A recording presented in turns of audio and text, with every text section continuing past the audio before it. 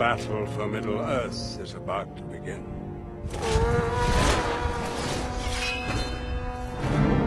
So it begins.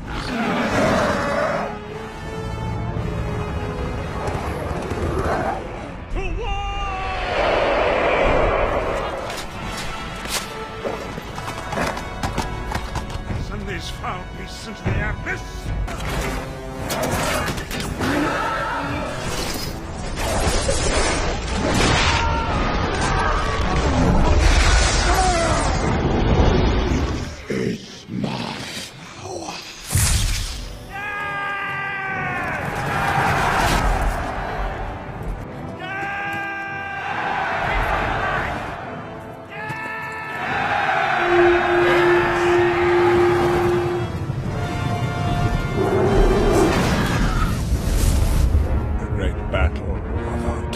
Welcome to the Zorpazorp Battle Games in Middle-earth livestream. In this series, we cast our gaze back in time to the roots of our beloved Middle-earth strategy battle game to explore the fortnightly magazine serial Battle Games in Middle-earth. Each episode, we will delve into a single issue, poring over a treasure trove of retro gaming, following in-depth painting guides, terrain tutorials, and some crazy battle reports, all with a modern twist so you guys can enjoy them in your games at home. With each installment, we'll also focus on a release of models that accompanied the magazine, following their journey from painting bench to tabletop, and then at the end of every live stream, they'll be randomly assigned to one of our loyal Patreons to continue their days of gaming abroad, spreading the gospel of Zorpazorp. So, in the immortal words of the magazine itself, let battle commence.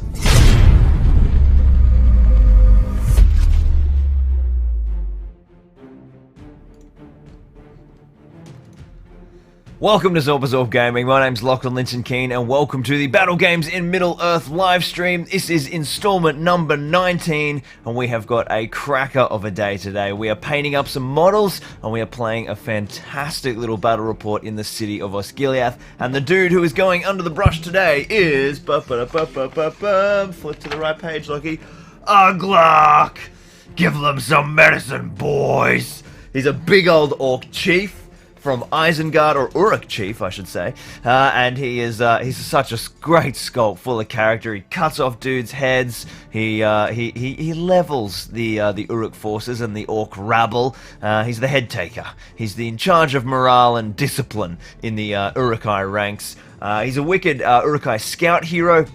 And he's got some really cool like leathers and awesome sculpted detail and bits of metal and orky flesh. So lots of fun stuff that we love diving into here on the channel. And then we've got a fantastic battle report. Now, in the theme of these magazines, oh, well, I suppose, in case any of you are joining us for the first time, what the hell are you watching? This is the Battle Games in Middle-earth livestream. These magazines were a retro serial episodic installment every fortnight that came out in the early 2000s.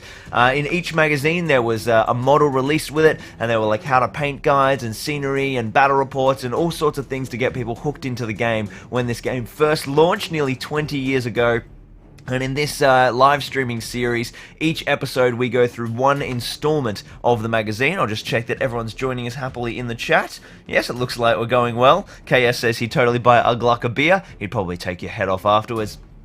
So each installment of this live stream goes through one episode of the magazine series. We paint up the models that came with it, we play an epic battle report, and then the models that we paint up live on stream are then awarded to one of my Patreons as sponsors. Those models, those Patreons get to name their models and kind of follow their journey through the campaign, and then once they're no longer required for any campaign missions, they get posted out to them wherever they live free of charge, and they get to score themselves a beautiful little slice of Zorpazorp history. So I've just updated the Patreon wheel, so everyone is on there ready to go. If you're still keen to try and get your hands on Aglak, feel free to head over to patreon.com/Zorpazorp. You can pledge as little as $1 throughout the stream, and I will update the wheel before we spin it at the very end to decide who is our lucky Patreon giveaway winner for today. Let's join the chat and see how everyone's going before we swing the camera around to the desk.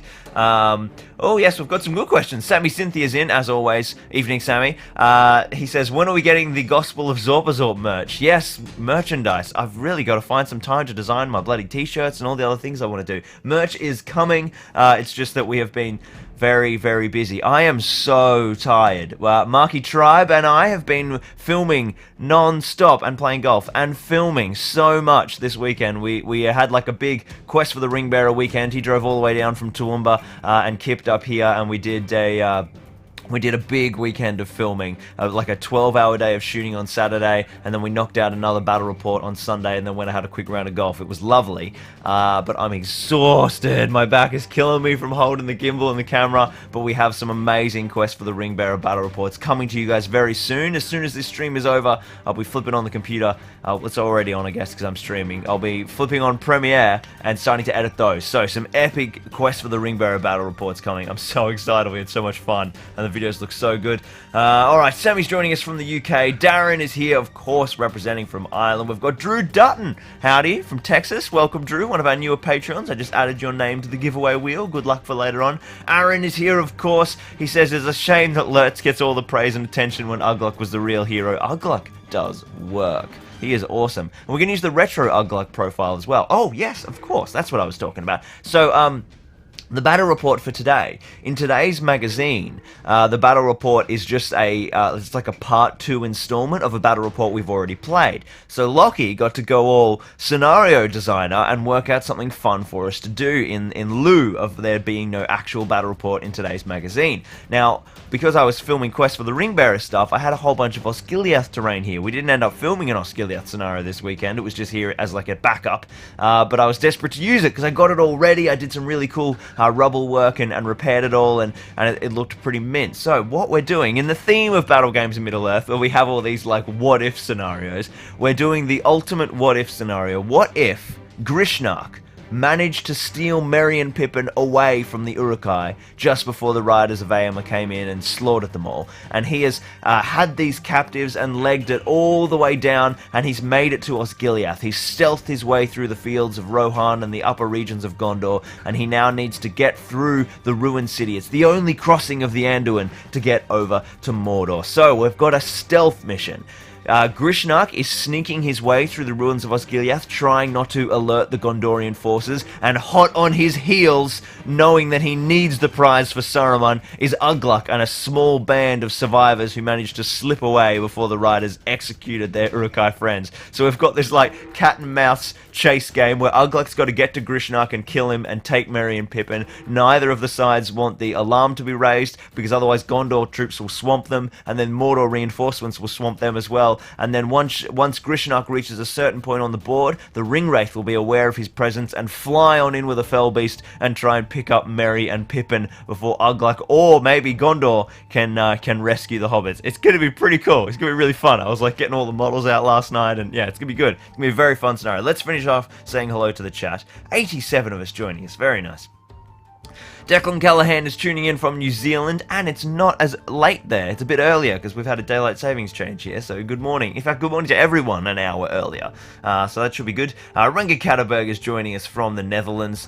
We've got T-Titans. He says, hey, I'm new to Middle-earth, and I was wondering if it's necessary to get the Armies of the Lord of the Rings book to get started for Units expansion. So the way that the rulebooks work in this game is there's the big core rulebook that's got all the rules, and then there are 2 codexes, if you like, if you play 40k or Sigma. You've got the Armies of the Lord of the Rings book, which has every profile for all the armies from Lord of the Rings, and then you've got the Armies of the Hobbit book, and that's all the profiles from the Hobbit armies. And then you've got some expansions that have come out over the last couple of years, like Gondor at War, Rohan at War, Scouring of the Shire, and Quest for the Ringbearer, and each of those books might have like an extra 4 or 5 or 6 profiles in them for a few random factions, but they're not essential to play at all. But if you want to be able to run any army, you need at least Armies of the Lord of the Rings or Armies of the Hobbit, because that's got all your profiles. Keely is joining in from Melbourne. Simon says, yes, they're talking. Simon says, too much wiggles. He's talking about the Gondor at War and Rohan books.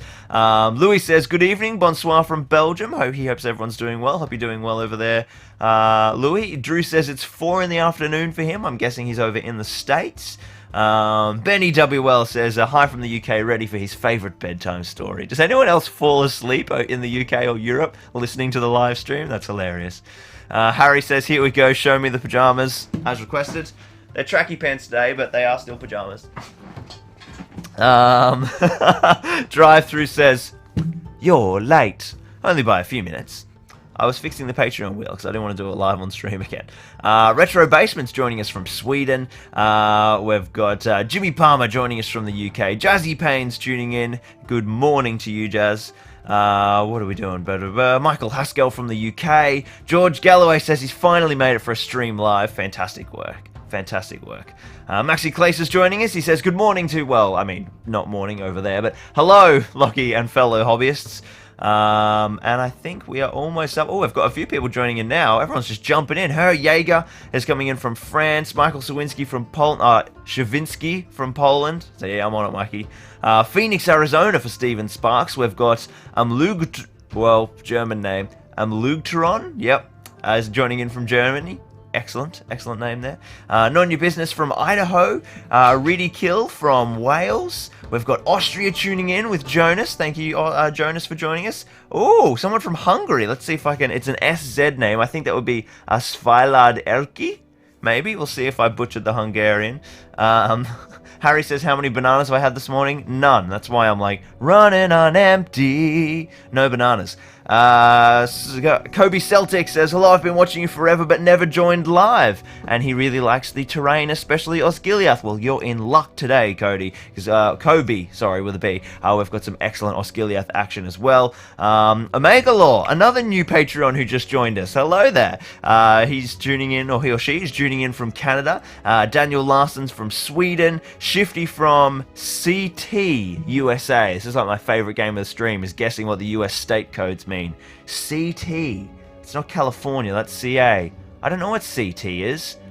No, you'll have to enlighten me. We've got Atlanta from Mikey Davidson, Squath from France, Dennis from the Netherlands. Got people from all over the world. Peter Taylor from Ireland. Yeah, this is pretty fantastic. It's really cool. Such a global community we've got building here. Alright. What I'm going to do is I'm going to swing the camera over to the other bench, whip up my phone so I can keep staying on you guys with the chat, and then we will start having a look at the magazine, and then we are going to paint Aglak, the nasty captain, and yeah, he's a pretty awesome model, actually. I'm really looking forward to him. He's got a lot of detail. These old metal sculpts just have, like, so much cool stuff in them. So, yeah, it's going to be good. Alright, I'll see you guys in just a second.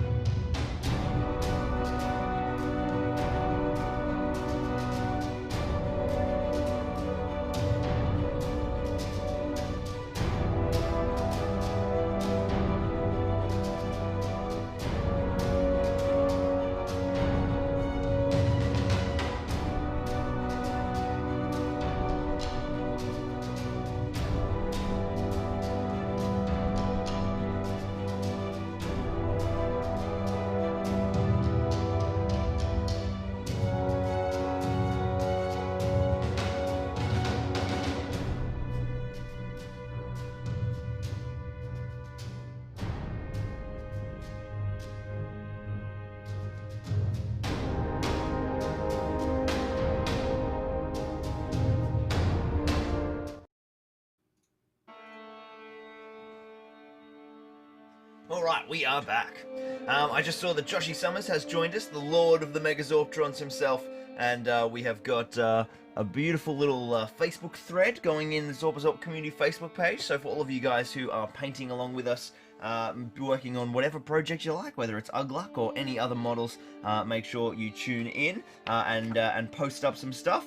And then we can check in and have a look at everything that you guys have been doing, which is really cool. It's like my favourite part of the stream, actually, seeing what you guys have worked along with. And now we have Aglak, the captain of the Urukai. In the deepest pits of Orthanc, tens of thousands of Urukai are being bred by the sorcerer Saruman, creating an army that is truly worthy of Mordor. The largest and most intelligent of these Uruks become the captains of his vicious horde, driving the warriors forward and carrying out Saruman's orders.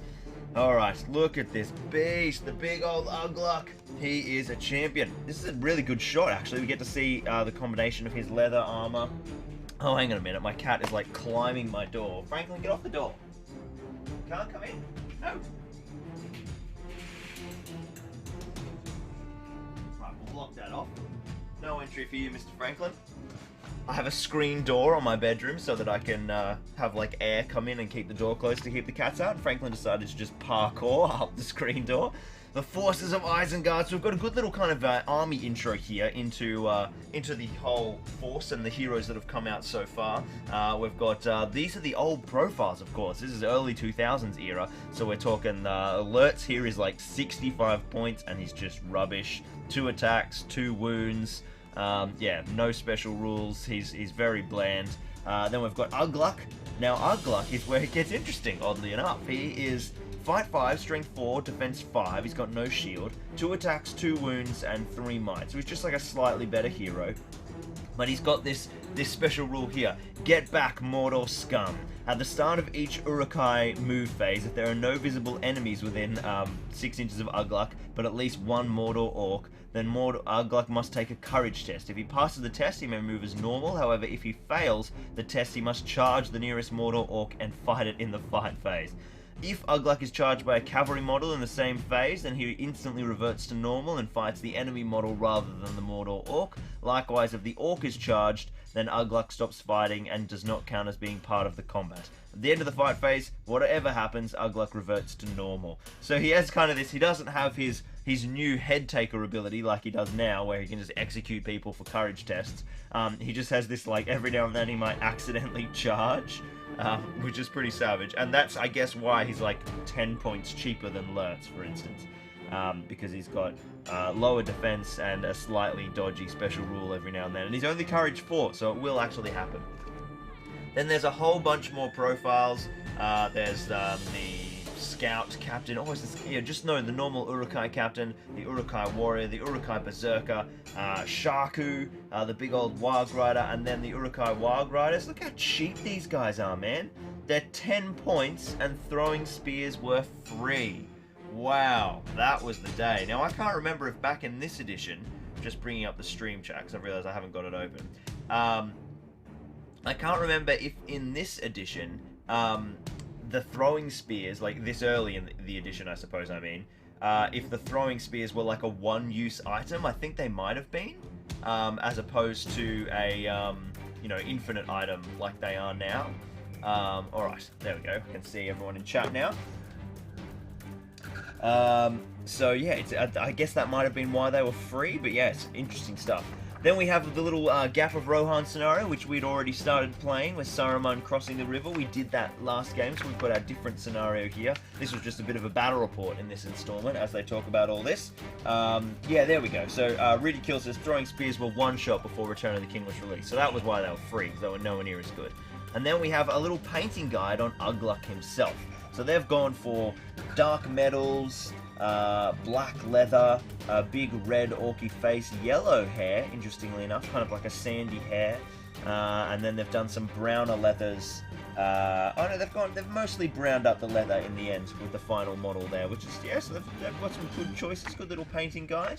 And then what did they do for terrain? I think they just made a hill. Well, we'll have a look at some simple terrain stuff. I'm going to show you guys some of the things I did to Osgiliath. And it's of the same vein, creating rubble and that sort of stuff. And we might even do some similar basing for Aglak. And that is our magazine. So, let's dive in to painting our Aglak boy. Just get that magazine out of the way, and let's redo this thing. I'm gonna lower the camera a little bit so you guys have got a better viewing angle.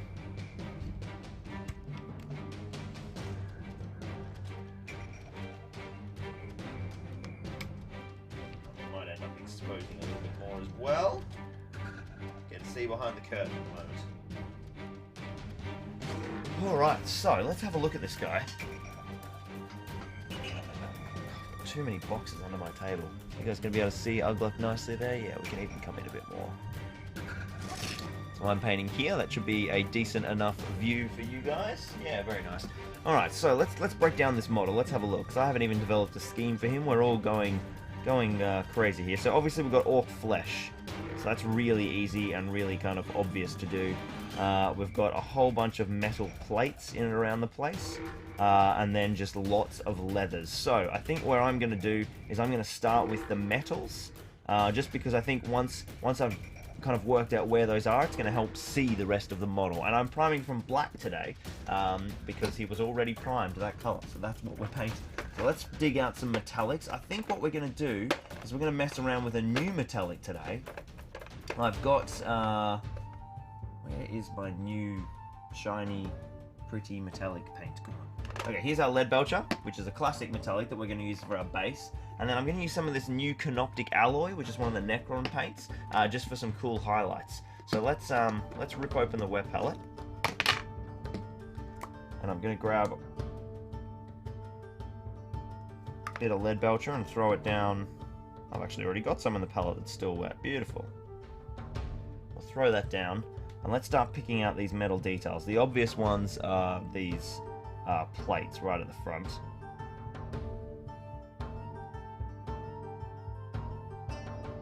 And I'm going for the full metal look rather than the black metal look with Aglak. Let's do his sword. That's another obvious bit of metal.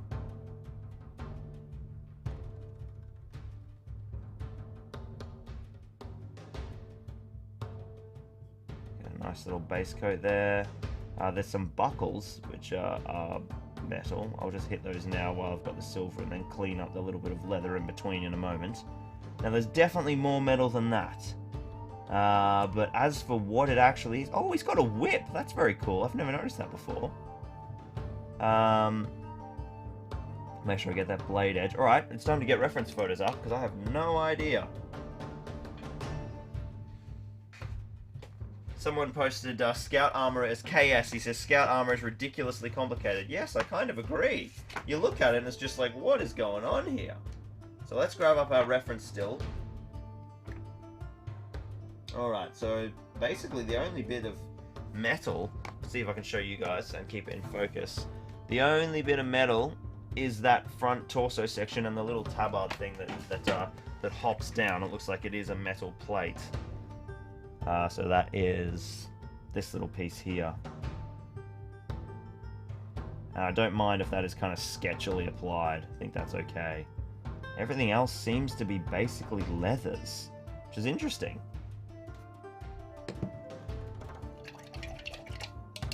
Alright, so we'll wash out the lead belcher. I'm going to grab canoptic alloy now. I'm just going to grab a tiny little bit of it. It's like a brassy silver and it's just a tone lighter. I'm just going to do some edge highlighting around the lead belcher application. Wow, that needs to come off the palette a lot. That's really thick. And it's got a little bit of a brassy tone to it, so it sort of will help make the metal look a little aged.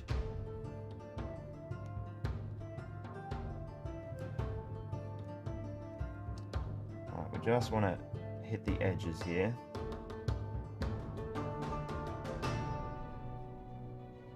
Not trying to layer. I want to leave the lead belcher on all of the flat paneling.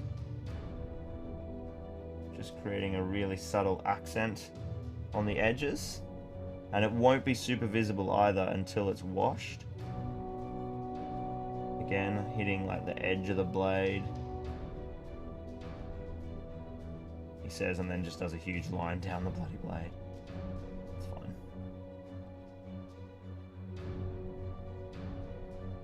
Sort of, yeah, subtly brassing it up just a little bit so it's not perfectly shiny silver.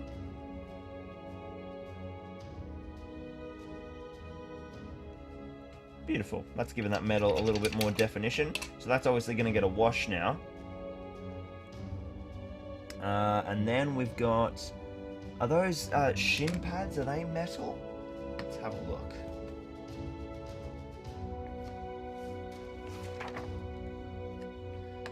Yes, deciphering what these scout models are is pretty crazy. If we have a look at our... See, we've got a good photo of Aglak here. So that's all still brown leathers and things there. No, that is every bit of metallic. So let's start ripping out some leather colors, which makes this easy. So let's go. We want dark flesh tone. That's a reddy brown. I usually like to base with charred brown underneath dark flesh tone. If I can dig that guy out. So a bit of charred brown. We'll throw those in together. That'll be a nice kind of brown leather color. And then I wouldn't mind using some of my contrast paints. So what I might do is just like base one or two leather layers in a bone and then apply some contrast over the top. So we could do that for, or even throwing down some a darker grey. Where's my blue grey? Because I like snakebite leather, but it's a little too bright, so I'm going to put down a darker base for it, and then we'll throw some snakebite leather down. Because I quite enjoyed playing with snakebite leather the other day when we painted up those new Ranger heroes live on stream. So I think that'll be nice. Where is my snakebite leather contrast? Look at all these contrasts. One of these is going to be it. Snakebite leather, that's good. Black Templar and Basilicanum Grey. We'll keep those out in case we decide to use a few more contrasts. So let's throw down a few of those colours. We're going to grab some charred brown and throw that into the stream. Throw that. I'm looking at the stream while I'm talking. And dark flesh tone. Just going to throw those down near each other in the palette. And we're just going to start picking out some random bits of leather. And basing them basically, but I want to leave some grey leather. So I'm going to start with these Greaves. I think they're a good candidate for being a brownie leather. Might go all the way into 35 now, so you guys can really see nicely. So we'll get that dark brown.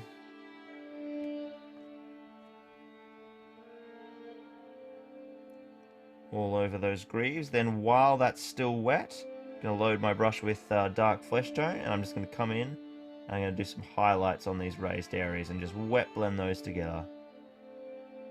Those of you who will have watched any of my stuff before know that this is a pretty classic go-to color combination and technique. Dark brown and then wet blend in red brown for edge highlighting, and then it's like so close to being done already. Alright, I'm going to switch my brush back into the dark brown. And let's apply... I'm gonna target these shoulder pad leathers, because they're going to be their own piece of leather that's underneath this cowl that goes over his neck. So if I can, that's like a good point of differentiation for me. I could make that cowl a darker black leather and make these leathers brown. So that's the leather that goes up and over that shoulder, in and around under the arm. And I'm going to grab some dark flesh tone once again and just accent those edges to highlight those a little bit more. Once again, I want to leave that dark flesh tone in the recesses and the mids, because we are trying to create definition here. We're not just like basing and then layering. So picking out the edges of this leather. That's starting to come together quite nicely. I think this piece here, this big bit around his back, that's going to be that lighter leather color that I want to use. And I think with a model like this, I'm not going to worry about like trying to get all of the right colors in one pass. I'm just going to be like inspired by something and then do that and move on. I think I'm going to go with brown gloves though. I think that's decided. And I think I might have just found where there's more metal. I think there's more metal backing his gloves. And for some reason this stream is not showing up on my YouTube.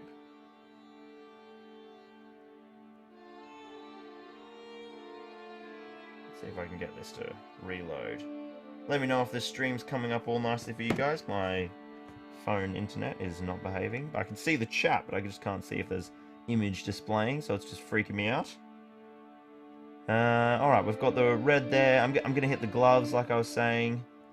So this guy's going to need a bit of red. A bit of brown, sorry.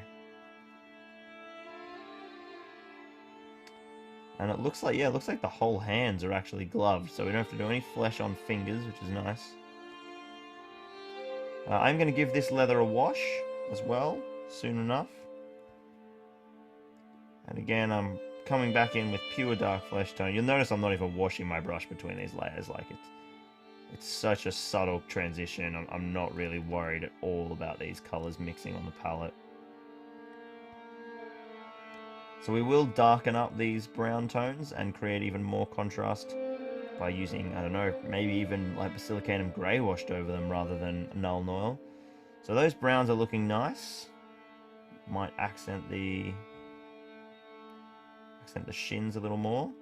Cool, that's looking good. I'm going to wash my brush out now. Video all good, says Unjointed Goose. Excellent. No idea why the hell my phone is not showing up. I'm going to throw down some heavy blue-grey now. And we're going to try this little contrast experiment. Need to shake the crap out of this, my goodness.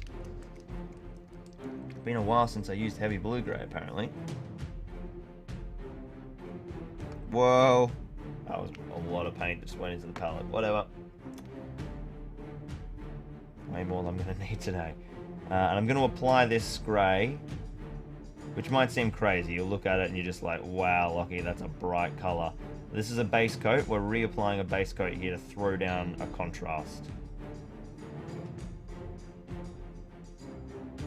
So a big heavy wash is going down over the top of this. I'm painting onto black with quite a light grey, and look how good the coverage is. The Vallejo game color range just have such good coverage in a lot of their lines. That's his whip.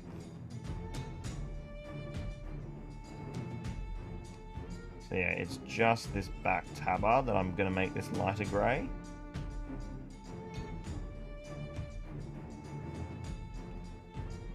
We'll make there's like an inner tabard as well. I think I'm going to still make that a separate color. It's all about just like breaking up these layers, making them so each layer of leather a subtly different color so that it all reads and it just doesn't look like a homogeneous mass.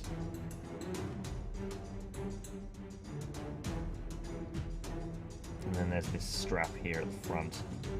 Well, not strap so much as sheet, strip, I don't know, some weird bit of leather.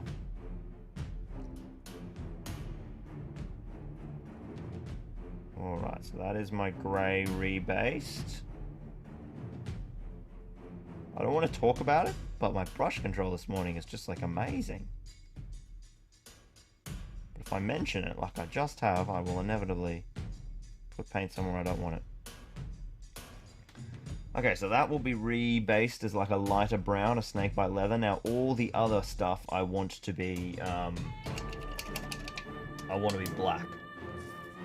While that dries, I'm just going to grab some more dark flesh tone, straight dark flesh tone, and I'm going to apply that to the flesh.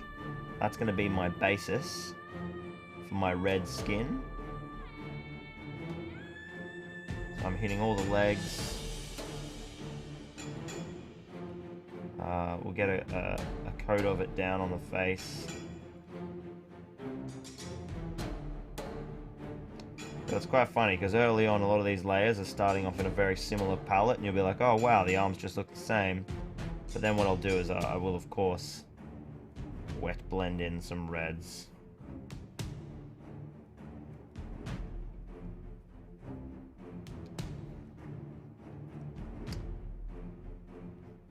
Got hair on my brush. So we had a little bit too, that paint was a little too thin, so I'm just reapplying to increase the opacity of the dark flesh tone base. Oh, got his other arm. And I think he's wearing sandals, isn't he? Yep, so his toes are exposed.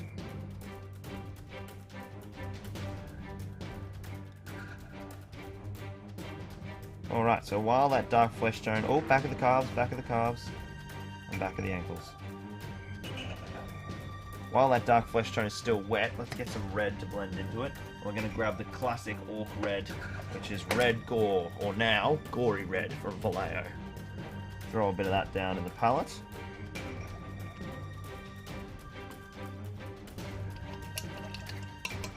I need some blotting paper, 1 second.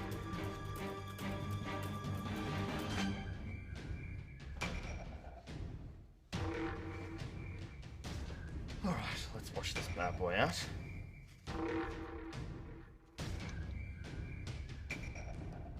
So grabbing that red gore, oh, that needs a big shake, that's way too thin.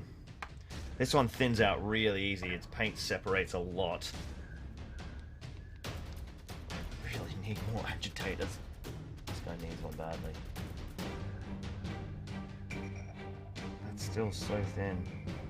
There we go, that's better. That's better. Now we're going to bring the red gore in. And we're just going to work that straight into the dark flesh tone. With a pretty broad layer highlight. Like, we're hitting most of the flesh now. Might leave the dark flesh tone in like a few of the recesses, in like the lowest parts of the muscular definition. But even like most of the face is getting hit by the red gore now.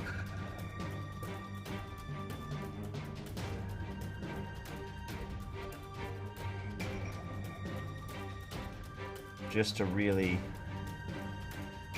get that sexy Orc Red.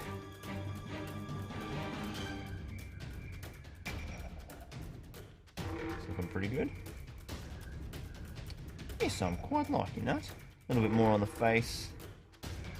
Get those cheekbones. Now we went for like some pink highlights when we did Lurtz and the Scout Captain. Or the Urukai captain, so I think we'll go for like some more scary, bloody red highlights, just to show you guys a different finish on the skin. So now I've got that kind of layer down, you can see the skin's reddening up. I'm going to grab some bloody red, or scarlet red. No, I think bloody red will stay in the same warm red space. And again, while that's all still wet, I'll then work this brighter highlight in to actually create some definition. Picking out the contours of the muscle lines.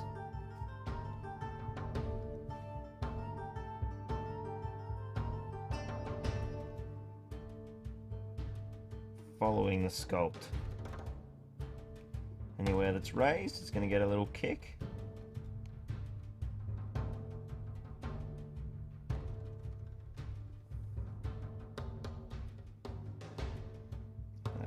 Let's go to cheekbones, the nose, cheekbones, devil's horns, around the mouth. There we go. So that is our skin ready to wash.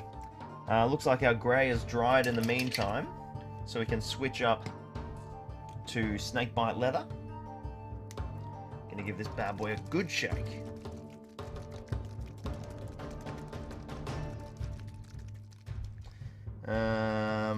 Oh man, people are talking about spilling paint. Tristan says he spilled a brand new Aglak all over his partner's laptop. Oh dear me. During the dark times of the lockdown paint famine. Yeah, that is savage. So I've got my snakebite leather open at the moment, which is a little dangerous. So let's see how this snakebite leather goes over the darker grey, as opposed to over a bright bone. Looks quite nice. Still fairly sandy, so it might still be a little too light for my liking for this model, but we can wash that down and darken it up even more in due course.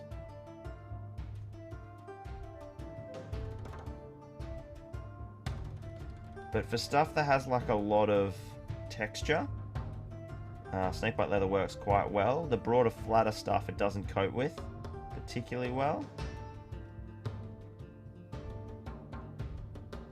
I think it's going to be pretty solid there. We'll see how it dries, because it will dry a little darker than it's showing up. It's looking like a good little colour combination, actually. While we've got some contrasts out, let's think about our brown leathers. I'm going to want to give them a wash, and I want that wash to be pretty heavy, so I think I'm actually going to use Basilicanum Grey rather than Nuln Oil. And I sort of use Basilicanum Grey as like a heavy Nuln Oil.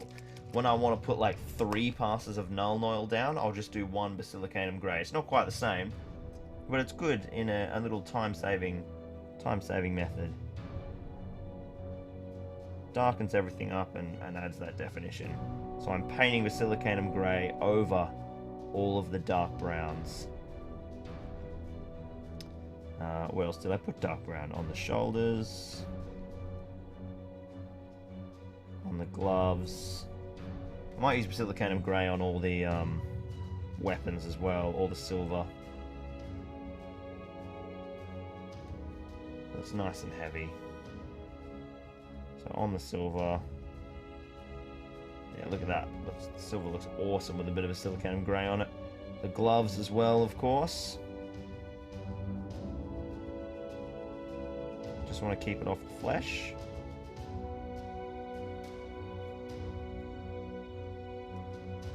So now that this wash is going down, starting to get some really different definition between the brown leather and the red flesh, which is important. We can wash the flesh as well with like an earth shade or a Ryclon flesh shade if we want to. We'll have a look at how it all starts to come together. Might help create a bit of definition for it. Alright, those browns are looking really good. Might get a little bit more of a heavier wash on the silvers.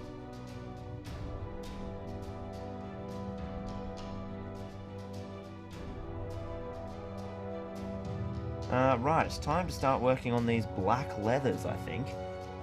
They're coming along, they're sort of the last little big layer. So let's grab some Abaddon Black and a light grey, and I'll mix up some highlights. Here's my Stonewall Grey, which is my go-to neutral. And then I've got Abaddon Black. Wow, first 2 paints I pulled out. Look at that.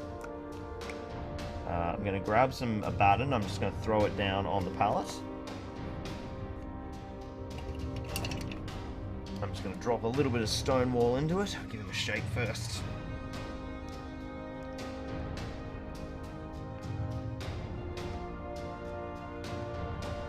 In we go, a little bit there. Oh, people are talking to Damien. Damien's joining us. Damien asks, are my boys and girls joining Aglak on his jolly way to Osgiliath? Yes, there is a small contingent of your wonderful band of warriors who have managed to escape with Aglak. I think I've put Emluk, Sharluk, Tarieluk, and Tomluk, because I wanted a mix of people who were important to you and people who weren't. So they will be part of Aglak's stealth crew. James Carver's goblins, the Moria goblins, have been roped in by Aglak to go on his little mission. So we'll be seeing the goblins. And then we're playing with a few new models, which will eventually become peoples. So what I've done is I've mixed up about a 50-50 of grey and black. I'm just going to go in, I'm just going to edge highlight all of this black prime. And I don't mind if it's a little broad, because I will come back and like apply some black Templar or something to it, just to kind of wash it and recess it a little bit. So if some of the highlights are almost layers, that's fine. I'm doing quite like really heavy edge highlighting on all of these little leather bits, just to define them, really, just to say, look, here's a layer, it's grey and black, it goes all the way over the back, down here. Oh, now I think about it, I actually think that is a bit of flesh in there, because they don't have armor on their backs. They're only meant to face forwards, so that would have been a bit of flesh, but that's okay. There's a belt there wrapping around. I might pick out the handle in grey, seeming as I didn't paint it brown, so that's what it's getting painted now. And then he's got a few like little leather wraps, which we didn't paint brown on his feet, so they're going to get a little grey edge highlight as well. Cool, there's a collar there.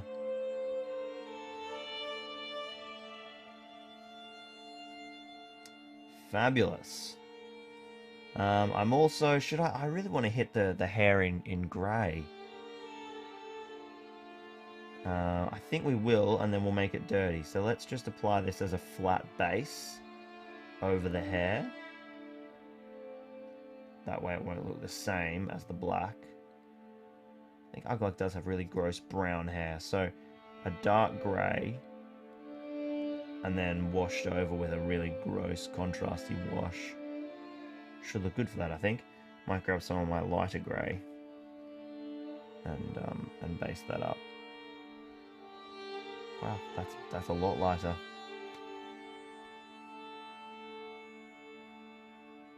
Again, just so that I can put down a contrast paint.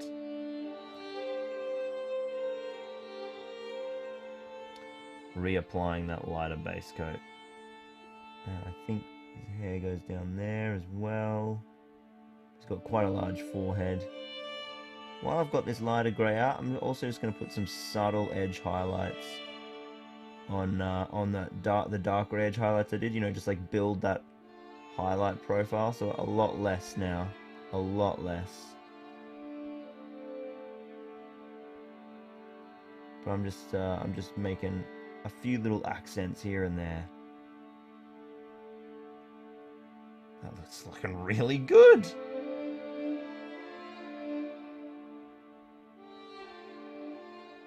It's looking really good. So happy with that. Okay, so we're going to wait when the black dries. We're going to wash it with Black Templar. And when the hair dries, we'll wash that with probably Cygor Brown. What am I doing here? There we go.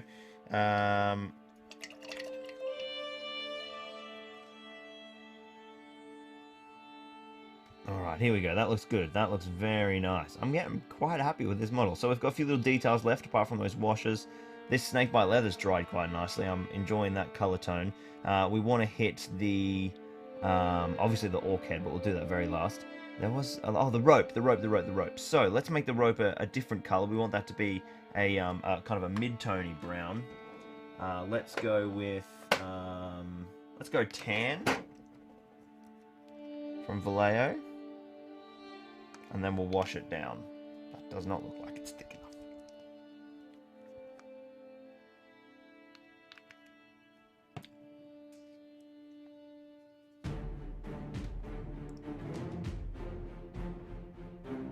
This is going to start quite light, but we'll wash this as well.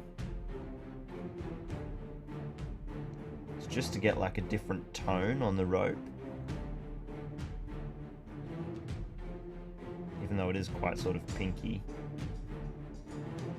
It'll work alright once it's washed. And then there's a little bit of leather underneath that I haven't really touched at all, so I'm just going to give that a quick bit of brown. Just so that it stands out against the snakebite leather stuff. So that's all just going to get a quick hit. It's like an underlayer of leathers. By giving that a brown, it's just giving it some definition. That's all looking pretty good. Jeez, these are come up pretty quick. So grabbing a little bit more dark flesh tone now, just to fix up those flesh areas that I've missed on his back. Dark flesh tone, and then just a quick little highlight with gory red. He doesn't need the full highlight, it's his back and it's in shadow, so it's not going to need everything there. Alright, let's grab Black Templar. I'm going to apply that to the blacks. So that's going to deepen the blacks, which are already black. Can't get much deeper than that. But then it's going to sort of tone the highlights a little bit, so just kind of mute everything a little bit more and add just a tiny bit of shadow. It's quite thick, Black Templar, so it'll really knock back some stuff, which I'm so fine with, subtlety is good. It's on the shoes as well. It's on the back of the leather wraps. In and around there, in there. A few little straps. And the handle. Cool, so that will have muted those black leathers back down. And now they'll just look like black with a subtle highlight. Now we want to hit his hair. I think I will go for Cygor Brown, which I think I need to dig out, because I don't have it out yet. Where are you, Cygor Brown? There we go. Tristan says, the question we all want answered, do orcs sweat? Yeah, I imagine they would. Holy wow. Liam's got, he's got leathers around those leaves. Imagine how the sweat would get. Yeah, it's definitely going to happen. They're going to sweat big time. They're still normal, you know, beings. They're made from elves and men and things, twisted dark men, so they'll have sweat glands, alright. So this Cygor Brown's going to go on the hair. Which looks quite nice over the darker grey. It gives Aglak his lovely brown hair look. I'll also hit Cygor Brown over the tan whip, which will look different to the hair because it's under a different base colour. And then we can give that a little dry brush as well to bring that up in a second. Oh, don't forget all the hair that comes down the side of the face. Alright, what other washes do I need to put down? I think I need to wash the skin. What do you guys think so far? He's coming along, hey. I'm surprisingly happy with him for a very quick paint job. We'll pick out the rope. We'll wash the flesh just to put a little bit more definition in. Jeez, he's getting close. He's getting real close. I've only been streaming for an hour. And we might have our model painted already. Which means we can dive into a pretty awesome battle report, which is pretty good, because it's going to be a longer one. Because whenever I design scenarios, I just keep adding models. Tried to show some degree of restraint.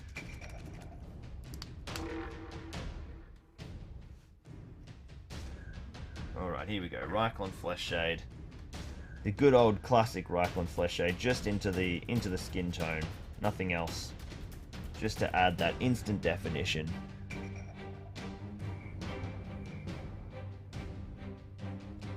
Just dumped a whole bunch on his face there to get it off the brush. Finish off the arms. I'll just come and pull the excess off that face. This will be like a subtle wash because of the skin tones are already in that space, but it's just like an emphasizing wash. It just adds like 10% more recessed shade, which it's amazing what the 10% will do, especially when you're looking from, you know, a foot away, 2 foot away. Alright, let's dry brush that rope with a bit of khaki.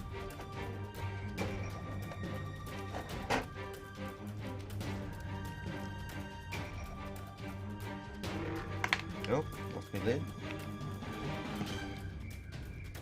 I'll just highlight it. I'll just sort of overbrush it.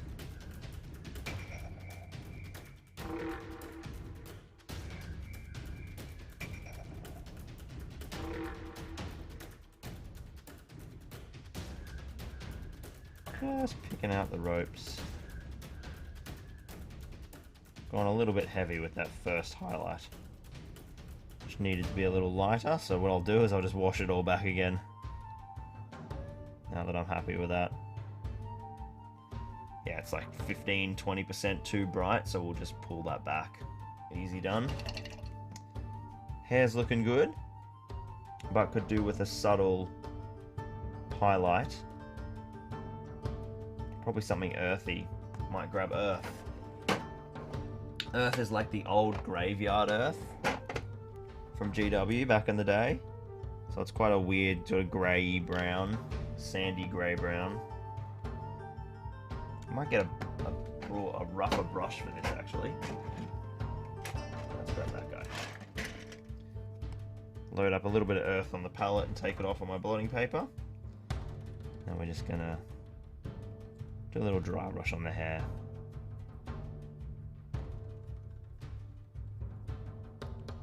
just to sand it all up.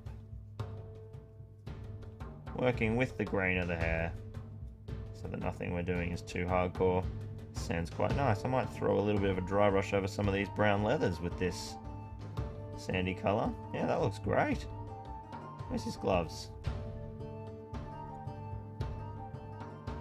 Since putting the wash down, they've gone so dark that just a little kick from this dry brush looks really good. So it livens them up a little bit. Hit the shoulders as well. Hit those shoulder pads. It's quite fun when you accidentally discover something you weren't remotely intending to do. That's really brought those browns to life. The browns look good, the blacks look good, the metals look awesome. I need a wash on the rope. I need a wash on the rope and the Orc Head, and I think we're done.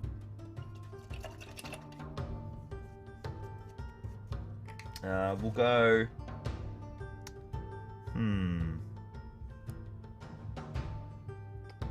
We might go...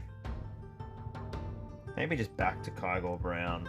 I'll just chuck some Aglaks on it. Just a little bit of Aglaks to push it back.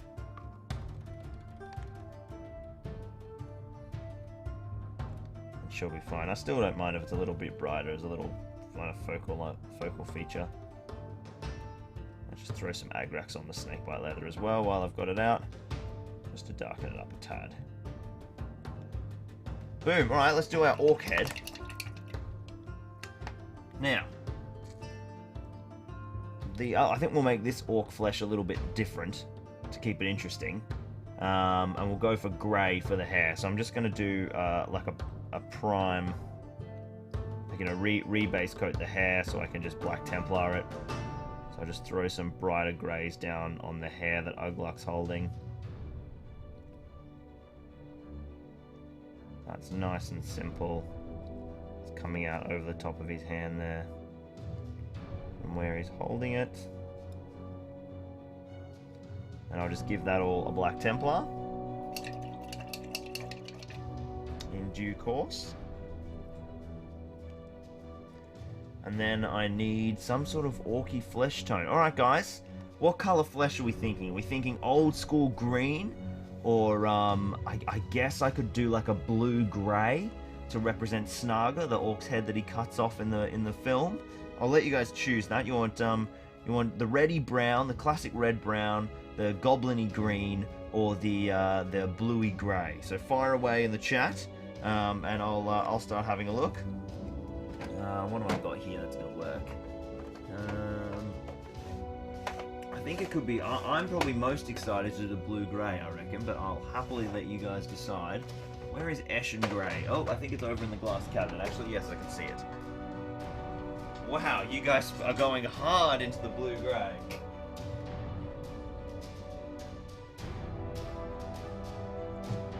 Alright, I've got this little rust grey here, which is a Citadel paint.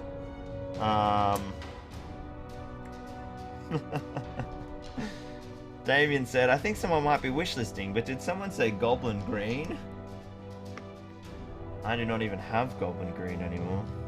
Alright, I'm going to throw down this rust grey, and this is just going to be a starting point of which we can go lighter or darker depending on how it applies, because it is a layer. Yeah, so it's quite blue.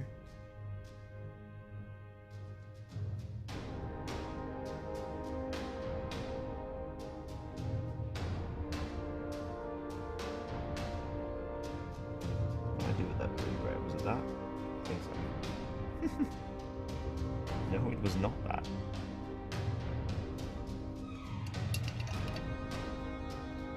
Maybe I didn't put any in the palette. Oh, there it is. As soon as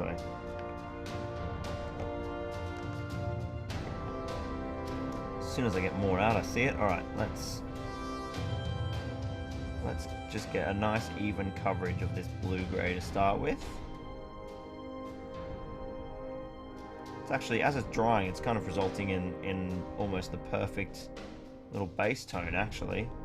Now what I need to do is just mix up a slightly lighter blue-grey. So I'll add a little bit of, actually a little bit of white to that blue-grey is more really how I'd like to mix this here. What I'll do is I'll add Ghost Grey. give this a really good shake. This is like a bright, bright blue-grey. And I don't want to do pure ghost grey, because I think that'll be too bright. But if I add just a little bit of ghost grey... Oh man, she's a bit blocked up there.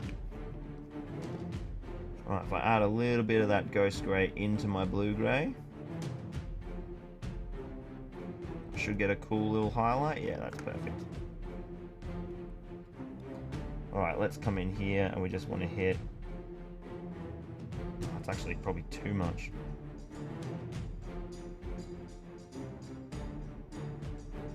Yeah, in there is better. It's a little more subtle. So I'm just going to accent all of the facial features of our poor dead Snarger. Hit the ears. I just remember him having quite, like, almost white blue-grey skin. It's pretty crazy. Building up those highlights on the different parts of dear old Snarger. Whoa.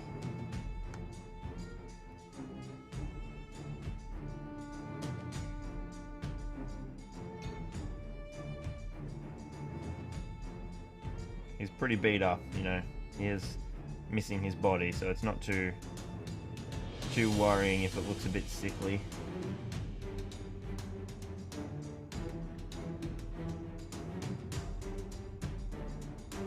I wonder what the hell I should wash this in now. I don't know. Any suggestions on wash, guys? We could go for like a we could go for Nuln Oil. Oh, dude, that face is looking fantastic. Look at that, guys. A blue-grey base and then just lightening it up with ghost grey. That's great. Just needs a wash for definition and it's finished, I think. I'll get the Black Templar out and throw that down on the hair.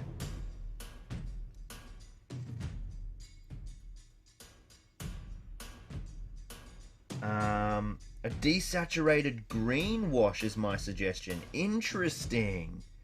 Interesting. We could throw some Athonian camo shade on there. That's a really cool idea. Where'd my Black Templar go? I'll quickly Black Templar the hair. Yeah, I'm on board for that. Let's throw a little green into the skin. I've got old Azuman blue. That's the other option, which is like the old GW blue wash.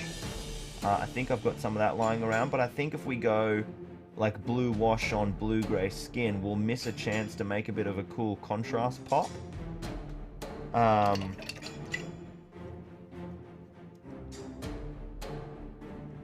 Yeah, Drakenhof, I think that might be the new one. Which I don't have. I'm on board with this Athonian camo shade idea. I'm not sure who that was. Was that Renga Kataberg? Yeah, thank you, Renga. I'm going to give that a crack. I never find reasons to use Athonian camo shade, so anytime someone's like, try Athonian camo shade, or try green, I'm like, yes! Never get to use this paint. Alright, let's just give it a whirl. Throw a bit of green down. We're sort of getting the best of both worlds. He's a bit greeny as an orc, but he's got that blue-grey. Got that blue-grey in there. Yeah, that's cool. Kind of makes him still that blue-grey, but a bit sickly. A bit sickly. We don't want this wash to be too strong, just enough to get in there and do some recess work. Yeah, that's really cool. Now he's like proper sickly. You can tell he was like once blue, but now he's a head that Aglak is carrying around and showing quite menacingly to all who cross him. Look at that, guys. That was a quick paint job. I am so happy. So happy. The only thing I think I want to do is grab a little bit more earth. Is that earth or was that tan? I think that was tan. I want earth. Grab a little bit of earth. And now that that Agrax is dried, I'm just going to dry brush the snakebite leather a bit. Just to accent those raised sections and kind of, you know, make it get away from that contrasted look. Just a really quick overbrush on all the snakebite leather.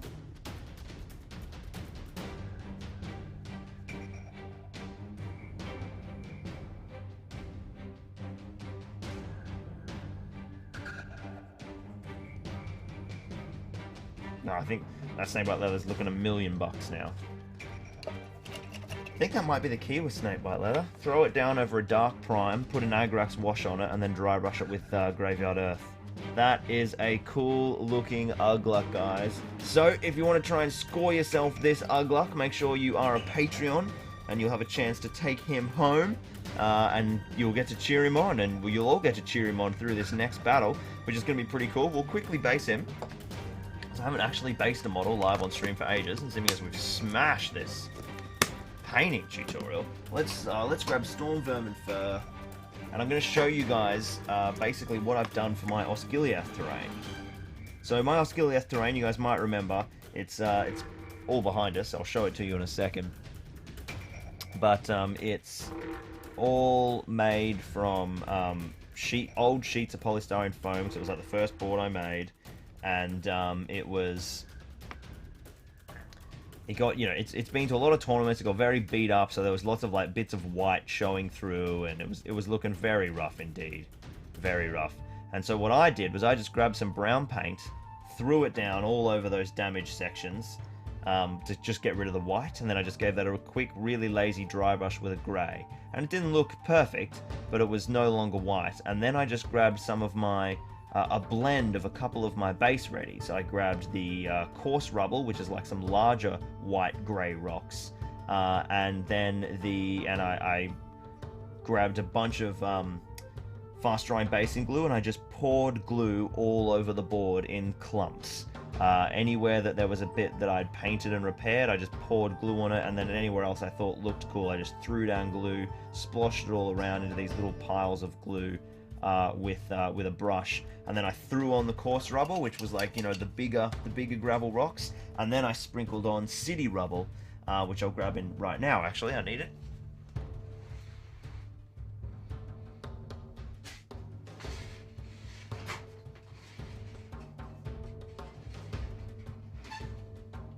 Yeah, and then I threw on city rubble and just dumped that on the larger rocks, and the smaller aggregates and dusts of the city rubble then blend in all around the larger rocks, and it blends together to make a really lovely rubble profile. And it's brought the whole board to life. I was going to rip the board up completely and redo it, and now I'm having second thoughts because it was so easy and it works so well and it looks good again. So I'm going to grab some fast drying basing glue. It might come out wide for this bit. Always give it a good shake beforehand. And then I'm just going to throw a little bit of it down. Untitled Chapter, grab a stick, move it around. Usually I'd give this like 10 minutes to cure and start to go tacky before I put any rubble on. And then that will make sure that the glue dries really fast because it's already started to cure. Whereas when you just glue it up and dip it straight away, it ends up taking almost like half an hour to an hour to fully dry. Whereas you can get stuff like dry and locked up in like 10 minutes, 15 minutes the other way. So now I've got a nice even coating of glue. And then I've got here, this is a blend of my coarse rubble and city rubble. This is like all the leftover stuff. So I'm just going to move this around and find a thinner bit, which is mostly city rubble, because I don't want any huge rocks on Aglak's base. Bang, bang, bang, bang. Look at that. Aglak is based. Ready to rock and roll. Let's go back into 35. So, there is our Aglak ready to take on Grishnark and the Soldiers of Gondor in Osgiliath. That is looking absolutely awesome. Absolutely awesome. Alright, what I'm going to do is I'm going to quickly rip these paints off the board and reposition the terrain, and then we're going to dive into an absolutely awesome battle report. I will see you guys in just a sec.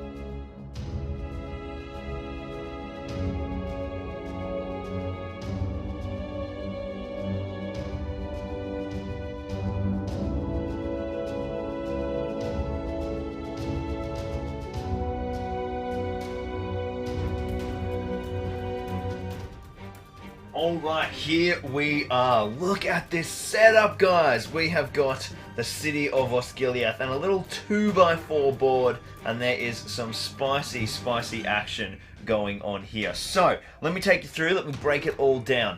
I'll just make sure that I've got my chat up so I can see your questions. And as you guys are firing through, make sure that you're voting for who you want to control. Obviously, Mr. Damien O'Byrne will be captain of UGLUK'S strike team, and anyone who else wants to join the Urukai. And Mr. James Carver has full control of his goblins if he is in the chat. I think I saw him before. So, this is Osgiliath. We're on a 2x4. Over this side here we have the River Anduin, and this is the eastern side. So we're on the wait a minute, north, east, south. This is the western side. I know geography. So Aglak, Grima, no, not Grima. What am I saying? Grishnuk over here. He has snuck into Osgiliath, and he has Merry and Pippin, who are currently bound and knocked out under each arm. He's doing that scene where he just grabs them both and runs. They don't impede his movement. He's such a strong boy, he doesn't care. With him, he's got a ragtag bunch of 6 goblins, which he managed to convince to flee with him, and they are Grot, Shiv, Pop, Steve, Snap, and a goblin captain, Zorpa. He starts on this part of the board, and he, Grishnuk, must get off the river side of the board and hand the 2 hobbits to a Ringwraith on Fellbeast. The Ringwraith on Fellbeast doesn't enter the board until Grishnuk crosses the center line, at which point it may fly on in the following turn. Now, the board is full of Rangers of Gondor. We've got a Ranger here, a Ranger in here, Ranger up here. There's one over the back here, one up in the ruins here, and then we've got the 3 Ranger heroes. Damrod, Anborn, no, that's Anborn, and Mablung. There we go. No, Anborn, Mablung, I don't know. I can't remember. I'll work it out. We've got the 2 new Ranger heroes, because I painted them up and based them for the battle report that we never filmed, so I wanted to use them. And then, of course, we've got Damrod, because he's a dope little hero. So a couple of 1 wound small heroes, and all of those Rangers begin the game as sentries. So that's going to be very interesting indeed. Basically, at the beginning of every movement, I will roll a dice for each model. On a 1, the model stays still. On a 2 to a 3, it will move directly away from the nearest enemy. On a 3 to a 4, a 4 to a 5 will move directly towards, and both of those are half moves, only 3 inches. And then on a 6, it will move its full move 6 inches directly towards the nearest enemy of any faction, because we are essentially playing with 3 factions here. So, if the alarm is ever raised, all the Gondor Rangers will stop acting as sentries. I've got a little contingent of Gondorians down here, which is led by a captain and 6 Warriors of Gondor. They will immediately move onto the board. And then up the back here, I've got another contingent of an Orc captain and 6 Mordor Orc Warriors. And they will immediately move onto the board. Any of those guys who die will just keep coming back to represent all of the different battalions, the Orcs and the Gondorians in Osgiliath, hearing the commotion and realizing a battle's afoot and sort of sending troops in. And so Grishnuk doesn't want to raise the alarm. He's got to stealth his way through all of that to try and get to hand off the Ringwraith. But there is a thorn in Grishnuk's side, and that is our boy Aglak. From turn, I think it's the end of turn 2? Yes, at the end of turn 2, Aglak will move on, and he will start on the board, and he's got a little strike team. So with him, he's got Aglak, our Urukai captain from a couple of issues ago, and then we have 5 of the Urukai, Mr. Damien O'Byrne's Urukai. We have Tomluk, Sharluk, Emluk, Taurialuk, and of course, Goldie, the insane 2-attack Lord of the West, in Fight 5 Uruk captain, who is just an absolute beast. He's got a fate point now as well, and a 2nd wound, so he is like leveling up. It's going to be absolutely gnarly. So, let's have a look at... Georgie Stevens says, is this a made-up scenario? Yes, I wrote the scenario last night, because there was no scenario to play for this week's battle report. So we're playing some absolutely nuts. And Liam says, is that a Wraith just off the board? So yes, you can see there just in the corner of shot, that is one of my Ringwraiths on Fellbeast. And I say one of my, because oh my god, do I have so many Ringwraiths on Fellbeast now. I've been collecting them. Because I'm trying to get all 9 on Fellbeast. I've had some amazing people sending me wraiths. I'll give a little shout out to them at the end of the video as well, so which is just mind-blowing. So now I'm getting all these wraiths which I'm collecting, but we'll talk a bit about that at the end of the video. So Sammy Cynthia says he wants to play as the well. Alright, give me a sec, Sam.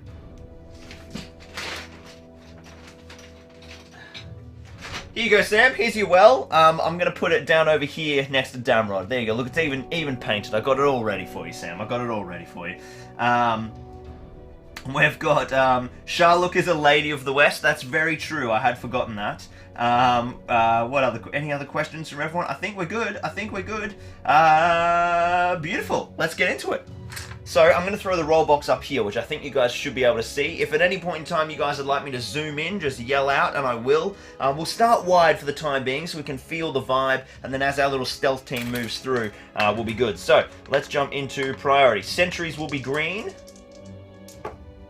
And the sentries are moving first. Actually, I think they move first anyway, don't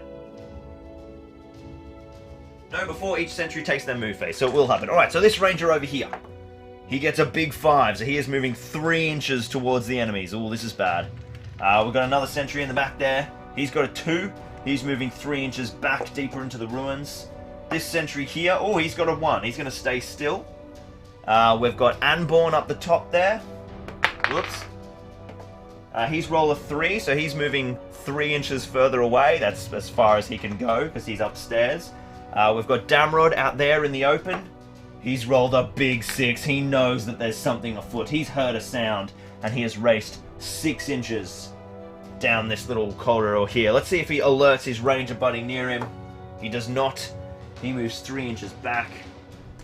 That's all my rangers on this side. I've got the 3 up the back. Let's do the one in the courtyard. He moves 3 inches towards. The one upstairs. He rolls a 6. I'm definitely going to climb him down on a 6. He can keep going there. He's heard something too. He's worked out something's afoot. And then our last hero, which is Anborn, and he's rolled a 3. So he's just going to stay up there and not go any closer. So that is our ranger sentry movement. Now it's Grishnak's movement. Now let's have a look at the way sentries would work. In terms of them getting alerted. During the end phase, if there is any turn, if there is an unengaged sentry model within 3 inches and line of sight. So, as long as my boys don't get within 3 inches, that is absolutely fine. So I think what we're going to do, is anyone controlling Grishnak? Is anyone in for the teen? Damien says zoom in. He's no, I refuse. Good call. Heroic bucket is OP. All right, let's go. I think what we're going to do is Grishnak is going to move up and stay out of 3 inches, and we're going to set up like an execution on this ranger and just cut our way through. And we might do the same, because we need to keep moving, right? We don't want to... Or maybe we do that, but not with Grishnak. No, we've got to kill him. We've got to kill with Grishnak. So let's just go this way. All the orcs and goblins are going to move up, and they're going to stay within 3 inches. And I think these goblins here, these guys are going to like hold back and get ready to just loose shots into Aglak. We've got a couple of goblins with bowmen here. It's Pop and Snap. Their buddy Crackle hasn't joined them. Alright, now, of course we need to move the well. The well is a sentry. Let's just wait and see. Oh, the well moves 6 inches. So the well is now in the middle of town. Impressive, impressive. Alright, let's do priority. This is turn number 2. So at the end of this turn, Aglak and his boys will be placed on the board edge. Grishnak has 1 priority this time. So Grishnak is going to run in, and he's going to wrap this ranger and charge him. Oh, I've accidentally picked up my goblin captain instead of Merry and Pippin. Alright, so Merry and Pippin are now dropped as light objects, and they are under the effects of the paralyzed magical power. The Goblin Captain's going to get in, this Goblin Swordsman's going to get in, and we'll get a couple of supports. We're going to make sure that that guy dies. These Goblins will stay still so that they can take a few shots at Aglak as he gets on the board. Alright, it's the good player's turn. Let's do all our sentry movement first. So we'll do this ranger in here could be huge. If he gets a big 6... Oh, out of the box. He's got a 4. That's still good. He's going to move 3 inches this way. towards the nearest model. This ranger up here needs a big 6 to get down. No, that's still a 3, so he's actually moving further away. He's underneath the roll box now, most irritatingly. Just nick over there. We're going to go for Anborn. Jeez, a big 5 would be good here. Yes, there we go. Anborn's going to leap down. 3 inches. That is big. We've got Damrod. He's rolled a 3, so he heard a noise last turn, but he's decided, nah, there's probably nothing there. I'll just move back. We've got the ranger up the back. He's rolled a 2 once again. He's not convinced. He thinks he's heard something over by the river. Another 3 for this ranger. They're really worried about the river over here. And then Mablung, or Anborn, sorry. He's rolled a 5. That leaps him down. Oh, actually, no. What we'll do is we'll stay on the thing and we'll keep running that way. So that is all our ranger movement. Now, of course, Merry and Pippin are paralyzed. Let's see if either of them manage to wake up from their paralyzed power of being knocked out by the Urukai. No 6s, so they need to roll a 6 to do that. So they are just sitting there as paralyzed light objects waiting to be picked up by someone else. And that takes us to the fight phase. I think we got to take a... Oh, whoops. These guys are within charge range. They need to not be within charge range. I think we're going to call a heroic combat with Grishnak, because we can just fire on up 6 inches that way and get some serious board control by executing this poor ranger. I think that's the way to go. What have we got here? Aglak will catch him. Heroic march. Yep. Alright, so Grishnak's going to call a heroic combat. Oh, I forgot to move the well. Sorry. The well's... Geez, the well's onto it. He's moved 3 inches. He's now inside this little building. Alright, we've got one dice for the poor ranger. Oh, he started strong on a 6. He's fight 4. I don't know what fight value Grishnak is, actually. I'll get 1, 2, 3, 4 dice for the goblins. And the goblins have got a 6 as well. So that is going to... down to fight value. Man, I don't know what Grishnak's fight value is. Here, I'll give you guys a big zoom in on the combat. The zoom-ins have begun. I'll grab the Armies of Lord of the Rings book and work. I think he's only fight 4. Something's telling me, because he's just an Orc captain. He has strike, but I'm pretty sure he's only fight 4. He's under... I think he's under the Heroes of Mordor, actually, not the Heroes of Isengard. Grishnak. He's fight 4, which means he's tied fight value with the Ranger. So it goes down to a roll-off. And the Ranger wins! This is terrible for Aglak. For Grishnak.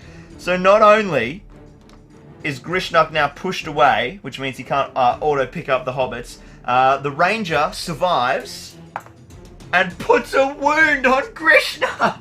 What is going on? Alright, fate point for Grishnak.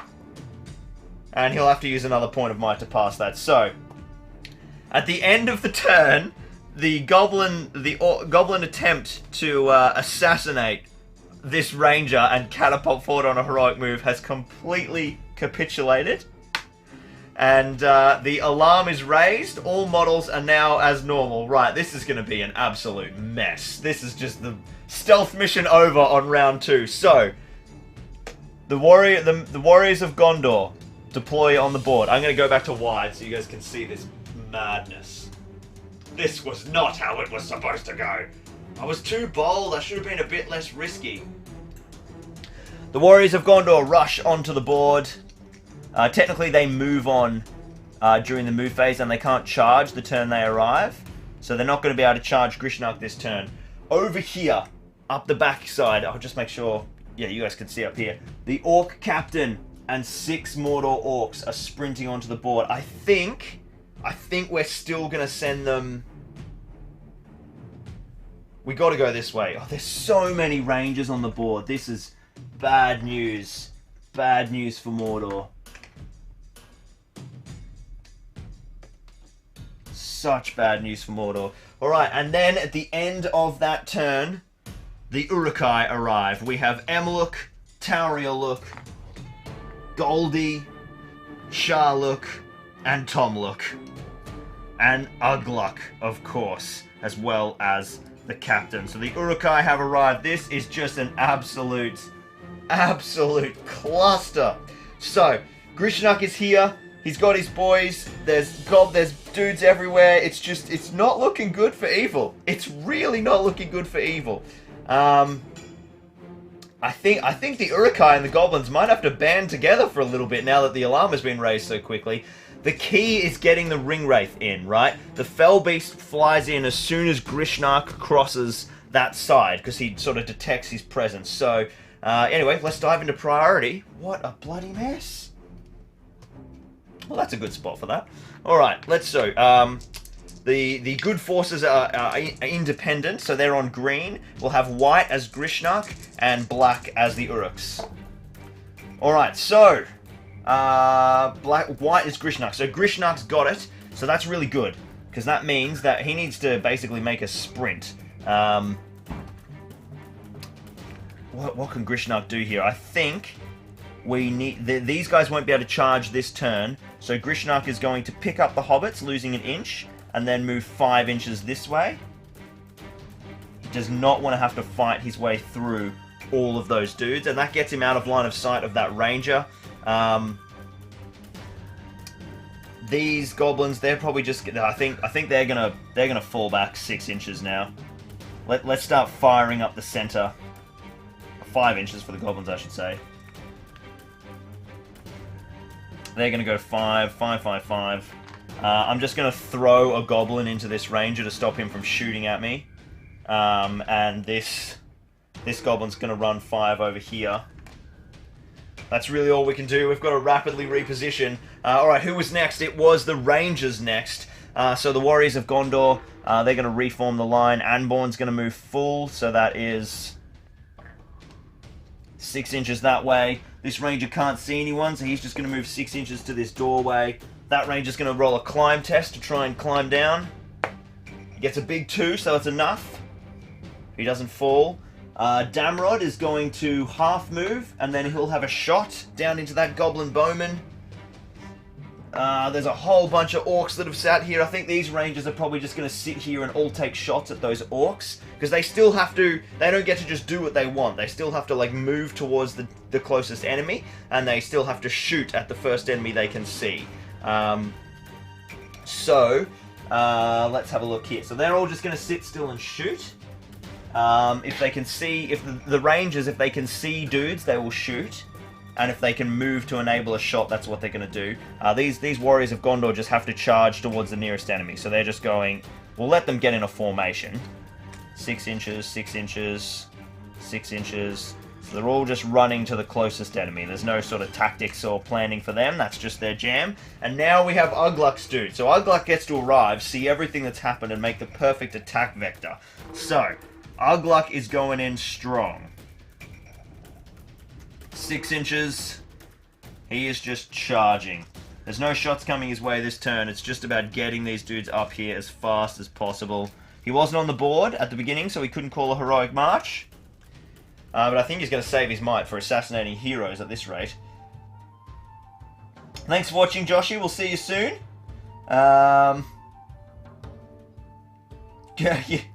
Damien says, green, the colour of independence. Yes, indeed. Indeed. And rangers. Don't forget to use Tomluk to protect Sharluk, of course. I've already done it naturally. Look, there's Tomluk and Sharluk. It's all happening. So, let's go into the shooting phase. We've got a couple of shots. That ranger, Damrod, basically, I think is our only shot, and he's shooting into this goblin. He hits on a 4, because he's moved, so that is a miss. And then I've got 3 rangers up the back here shooting into... Oh, I forgot, the orcs forgot to move. So these orcs will actually, they'll actually charge this guy. Don't know if you guys can see that. I might go in close for you.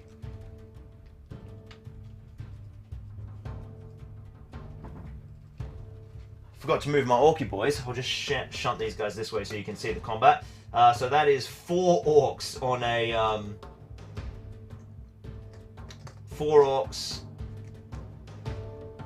Nah, we won't send that many. Just send a couple of orcs that way to kill those rangers. And then I've got 4 orcs barreling down the center here. Oh, these orcs are under my full control, so I don't actually have to charge. So what I might do is I'm actually just going to send them all straight down the highway. These guys are going to be needed. And then these 3 rangers will take shots, and that ranger will then move full. So 2 rangers are going to shoot into this orc. Got to remember to move all my dudes.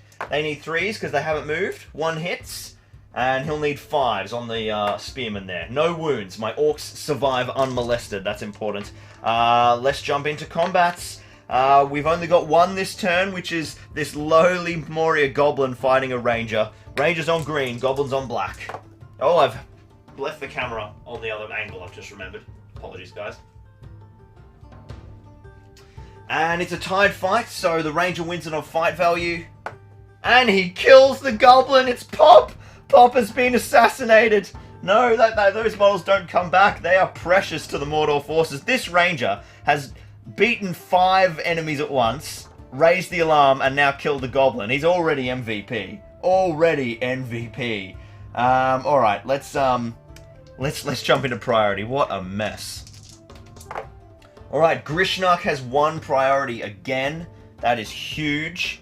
I think we're just going to keep on bailing. We're going to go 6 inches this way. He's going to get charged, but that's fine. This is great. This is really good. Because now what we can do is we can just lock up this doorway and help Grishnach's escape. We're going to go...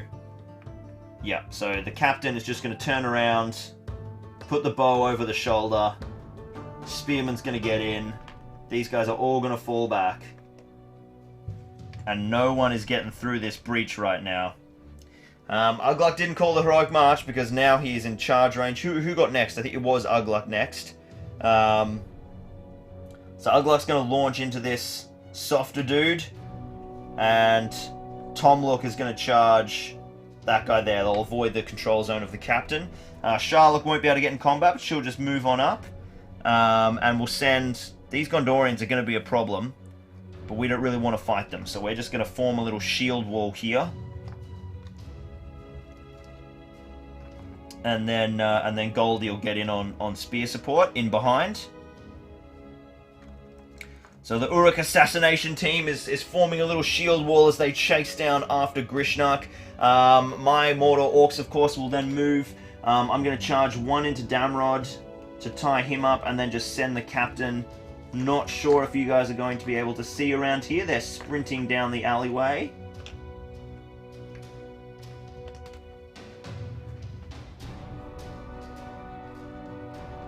Alright, we'll start to zoom in a little bit now. So my Orc reinforcements are just in here behind this building. Apologies that it's so tall. We've engaged Damrod here. I think that's the rest of the move. The other rangers are all just going to start charging now because they can't see any shots. Oh, those 2 rangers have shots, so they'll shoot. Anborn, oh, I forgot to move him last turn, so he'd be about there now. So he'll actually stay up the top and take a shot with his lethal aim. What have we got here? We have so many dudes here now. So the ranger is going to fly around into Goldie at the back. And now the men of Gondor are just charging the nearest targets they can see. That Mablung can see him, and none of the others can actually see, so we'll just throw in a support, and they'll all just charge to be closest. This is falling apart very quickly for both evil forces. Gondor getting the alarm so early. I think the neutrals might win here. Alright. Let's jump into shooting phase. I've got 2 rangers dropping shots into my orcs from over this back corner. I need to flip my screen up so I can see what you guys are seeing. Yes, so... this back corner. 2 rangers coming in hot. Both hit. Needing 5s. Oh, actually 6s, because all those guys have shields. And a 2 and a 5. No wounds. The shields really helped there for the orcs. I'll throw this down here, actually. Then we've got Anborn. He's going to drop a shot into... He's going to shoot the orc captain, because that model doesn't come back. He hits on 3s, because he hasn't moved. He hits. He will need a 6 to wound, and he's got his free might point. Oh, he gets the 6 anyway! What a beast! My orc captain takes a wound. He's got a fate point, which he passes on a 6. Jeez, Anborn, just nailing it. Just 6, 6, 6 in a row there. Oh, sorry, Sam said the well's going to charge Grishnach. Alright, the well has charged. No problem there. Oh, and this little ranger actually would have charged Grishnach. So Grishnak is in combat with a ranger. Alright, so let's move into combats then. We'll start over here on this little section, this little beast.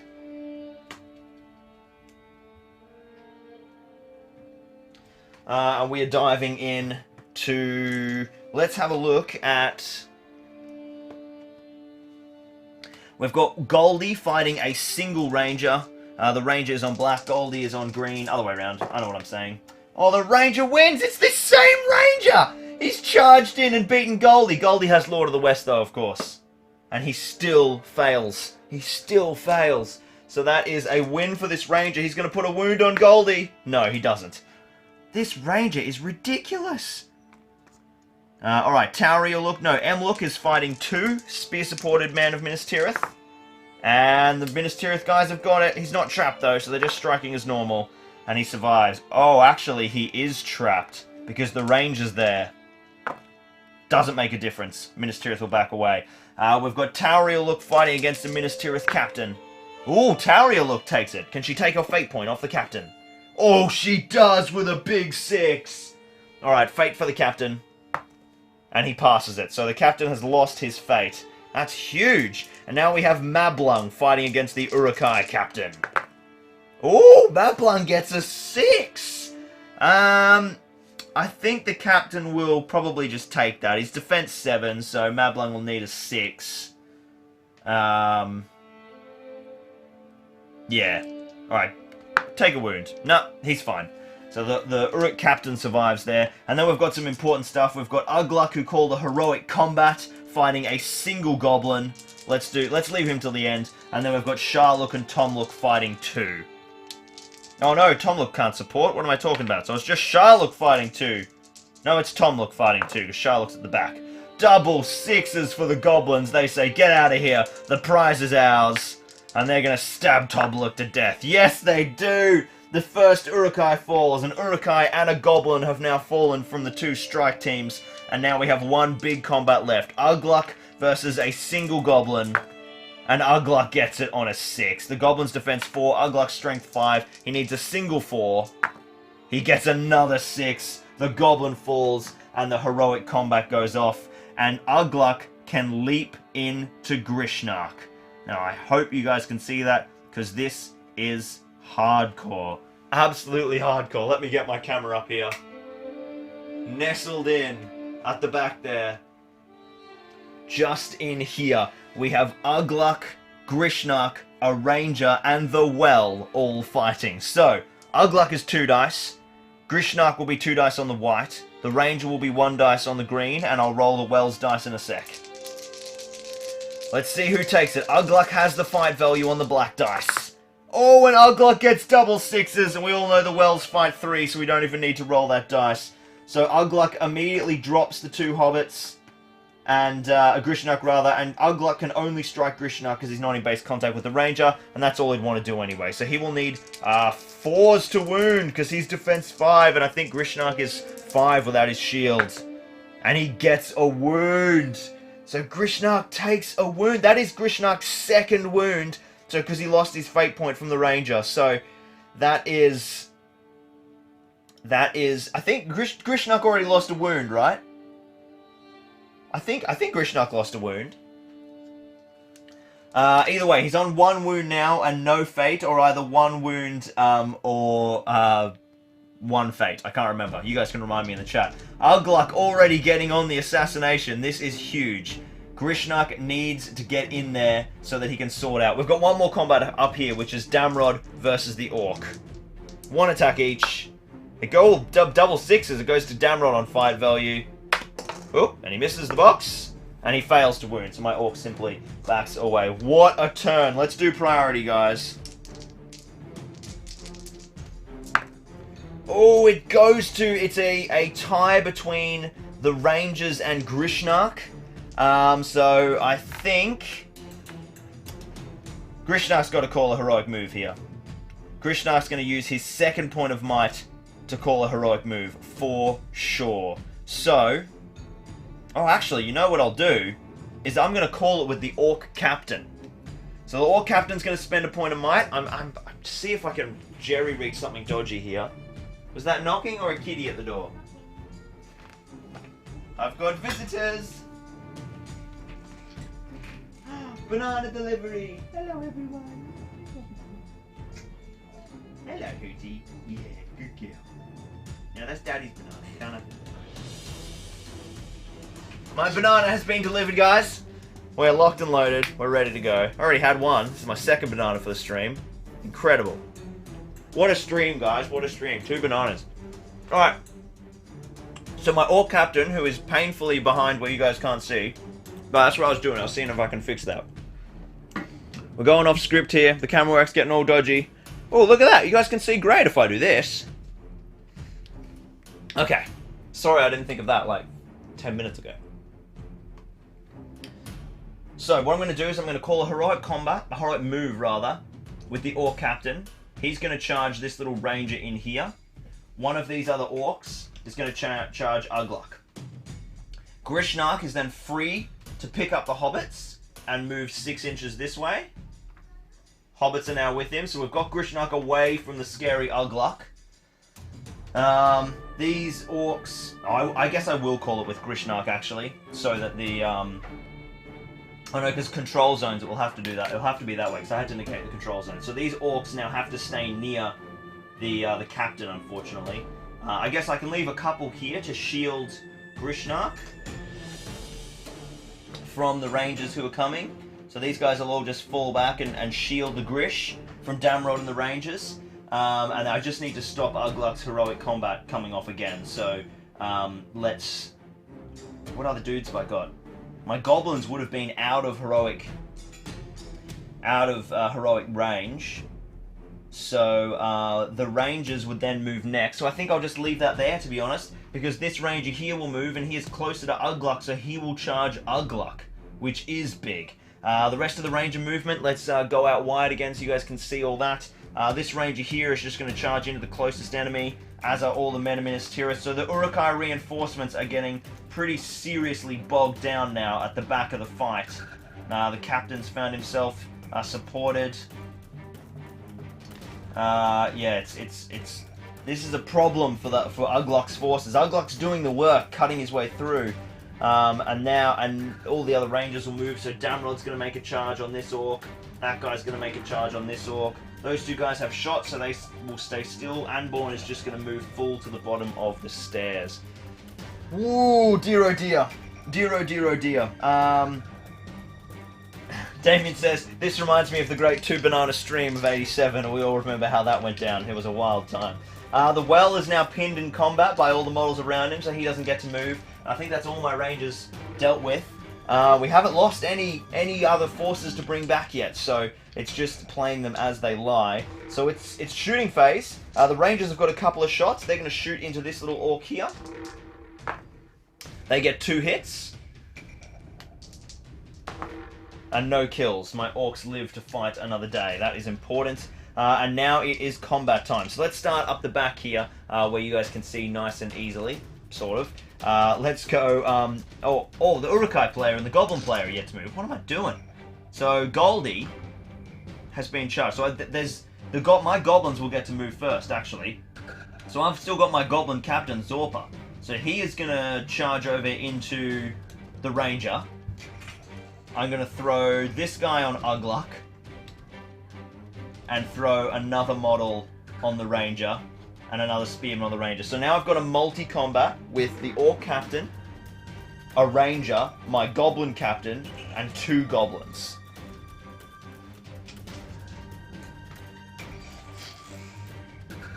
Alright, let's, and now Sharlok will get to move, and I guess the best thing Sharlok can do is go and peel off 2 of these models to give Aglak a chance at heroic combating through. I'd say that's the way to do it. So it's the fight phase. I'm going to call a heroic combat with my Goblin Captain to try and slingshot some madness over there, and Aglak, he'd be wounding those 2 Goblins on 4s.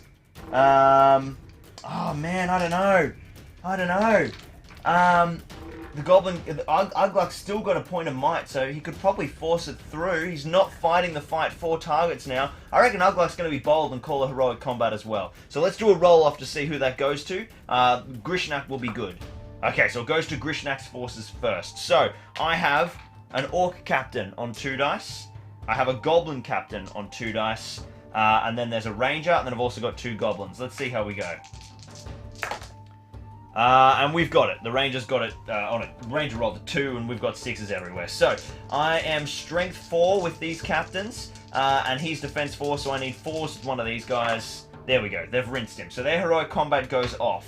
We're not going to be able to get to Aglak to stop Aglak from Heroic Combating, but what we can do is throw the Orc Captain up here in base contact with Damrod. Oh, that Ranger's been killed, so he's now dead forever, because the Rangers don't come back. I can throw this Spearman in to support against Aglak, and then Zorpa can move just up to here and sort of create a shield, so Aglak isn't actually going to be able to get to Grishnak, even if his Heroic Combat goes off. Let's see if it does. Aglak has 2 dice on the black, and then we've got the Moria Goblin and the 2 Mordor Orcs. Let's see who gets it. Oh, Ugluk's claimed it on a 6. Lovely work, Ugluk. So, he just needs to kill those 2 Defense 5 models in front of him, which he will wound on 4s, and he has 1 point of might left to force this to happen. He's rolled a 4 and a 1! He only kills the one of them. His gamble doesn't take off. But, I do believe he has rolled 6 3 times in a row in combat. Is that right? He rolled a 6 to win that combat. I think Grishnak... Did Grishnak win the... I think Grishnak must have won that one to bounce off. Oh no, because Grishnak got wounded. So that is the 3rd time in a row that Grishnak has... that Agluk has rolled a 6 to win, which means that he activates his Lord of the West ability. It's Grishnak, Lord of the West! So he now gets to attempt to reroll this wound. And he gets a 2, which isn't enough. It isn't enough. If he could have mited a 3 to a 4, but it's not enough. So the Heroic Combat doesn't go off. No amazing play for Grishnak, but he did get a kill, which is always nice. Let's do our multi-combat up the back here. There's a Ranger, a Goblin, and an Urukai all fighting together. And it goes to the Urukai. Look at that. Sharluk just smashes them apart. And obviously Sharluk's going to strike at the silly Goblin and crushes the Goblin's skull in. Excellent work there. Excellent work there. Alright. Let's do... I wasn't going to throw... Renga has asked a good question. What was I going to do with the Osgiliath terrain before I did the rebasing? So I wasn't going to like throw them in the bin. I was just going to rip the buildings up and rebuild the board so I could have all of these cool buildings submerged in resin like a flooded city. So I'll probably still do it. But this will just make me... I'll put it off a bit longer because this is perfectly serviceable now. Alright, we've got another fight here up the back, which is one Ranger versus a Goblin. A Mordor Orc, sorry. Oh, the Orc's got it. And he kills him! Strength 3 on Defense 4 of the Ranger. This is all going well for Mordor now. The Orc Captain, who has valiantly charged up against Damrod and is aided by a Ranger. And Damrod clutches it. This Orc Captain's already been wounded, but he passed his fate. So Damrod's going to go for the Captain. Oh, and he wounds him with Strength 4. So the Orc Captain's now on 1 wound, no fate. Grishnak is on 1 wound, no fate. Yeah, woo, it's tight. It's tight. Let's do over here. We've got Mablung fighting the Orc Captain with the Minas Tirith Captain and a spear support. Oh, you're kidding. The Orc Captain smashes them back with his Fight 5. Hell yes. And he will need... He's going to go on Mablung. That is a wound. And that is a surviving Mablung. He just manages to keep himself alive there. But the Uruk Captain doing the work. And then we've got 3 Warriors of Minas Tirith fighting UGLUK'S. Oh, UGLUK'S wins it on fight value! She rolls a 3, and the Minas Tirith Warriors only managed 3 high. This is a good turn for the Urukai. Oh, and you crush one of the Warriors of Minas Tirith as well. A good outcome there. A good outcome there. I think we might mess off the coming back dudes. Then Emluk. Emluk is fighting 2 Warriors of Minas Tirith. There we go. They get her this time on the 6. She's not trapped though. Oh, but it's enough. Emluk falls. Sorry, Damien. 2 Urukai valiantly die. Alright, Goldie's turn. Goldie is fighting 1 ranger. They both get 6s, but Goldie is fight 5 now, so he wins, and he needs 4s to kill. He's got Lord of the West. He rolls 2 3s and a 2. Come on, Goldie. Get in the fight, son. Get in the fight. Okie dokie. Damien says, crap, I'll hear about that in the morning. Let's do priority. What a messy turn that was. And it goes to the Rangers, and then Grishnak, and then Aglak. So, I think it's time for Aglak to use his last point to call a heroic move, but the problem is he doesn't have many dudes around the place. So, he's got enough though, he's got enough. So, he's going to leave the control zone. He's just got to slow down Grishnak. He's just got to slow down Grishnak. Okay, so I'll see if I can get this any more further around for you guys. I think that's the most I can get. You guys can see pretty well there though, so that should be okay. So Aglak's here. Grishnak's over there with Merry and Pippin. I just don't have any numbers. All my Uruks are back here and they're fading pretty quickly. Actually, I will get a couple of Uruks. Yeah, I'll have Goldie and the Urukai captain. So, Aglak is going to fly around, dodging Steve's control zone and land in combat with Grishnak. Sharluk is going to pull back out of the Rangers control zone and tag probably the Orc captain. Gotta be brave, Sharluk. Goldie is going to jump in combat with the Ranger, and the Goblin and the Urukai captain is going to hit this Mordor Orc here. That might have been a little generous with those guys, but I forgot to back them away, so that's fine. Let's do... Yeah, so now it'll go to Ranger movement. Damrod just has to charge the closest enemy, which will be that Orc there. He'll charge them both. What other... the Man of Minas Tirith. Oh, wow, they've lost all their forces now, so those guys will charge Taurieluk, and these guys will just keep charging. They can't reach anyone, though. Oh, Mablung, he's probably can't see over there anyway, so he'll probably just charge Taurieluk as well, unfortunately. At least Taurieluk's holding up the Minas Tirith captain now. The well. Rockin' the goblins, baby, well. Okay, so I've got a couple of goblins to respond with now. I'm just going to put Merry and Pippin up here for the time being, because they haven't been... Or they have been dropped, actually, because Grishnak's been charged. So they'll get a chance to do their paralyzed test. So they actually move during the the good side's movement. So Merry and Pippin will need 6s to wake up from being bound heroes. They do not. I actually forgot to do that last game as well, so we'll give them a last turn, so I'll give them another roll. No. Alright, so now the goblins will move as normal. This lowly orc, I think, is going to try and pick up Merry. My goblin captain. No, my goblin captain will pick up Merry and Pippin. This orc's going to wrap around and hit Damrod. And then these goblins are going to just stay here and help out against the Urukai captain. The Rangers now have no one to charge, so they'll just sprint in full move. Anborn's going to full move. No one to shoot, I should say. The Minas Tirith warrior who died will just move back on the board. And the Orc warrior who died is going to move back on the board. So we've lost 2 Rangers, 3 Goblins, and 2 Urukai forces. We are so close to summoning the Ring Wraiths. Oh, actually, that's a light. They're both light objects. So the Goblin Captain had 4 more inches of movement. Oh, we're 1 inch away from the Ring Wraith being able to feel the presence of the Hobbits. Grishnak's dropped his quandary and the Goblin Captain is going for glory. Alright, let's jump into the combat phase because there's no shooting. I don't think we're going to call any heroic combats. Grishnak's going to use his last point of might to call a heroic strike. And Aglak is going to strike as well.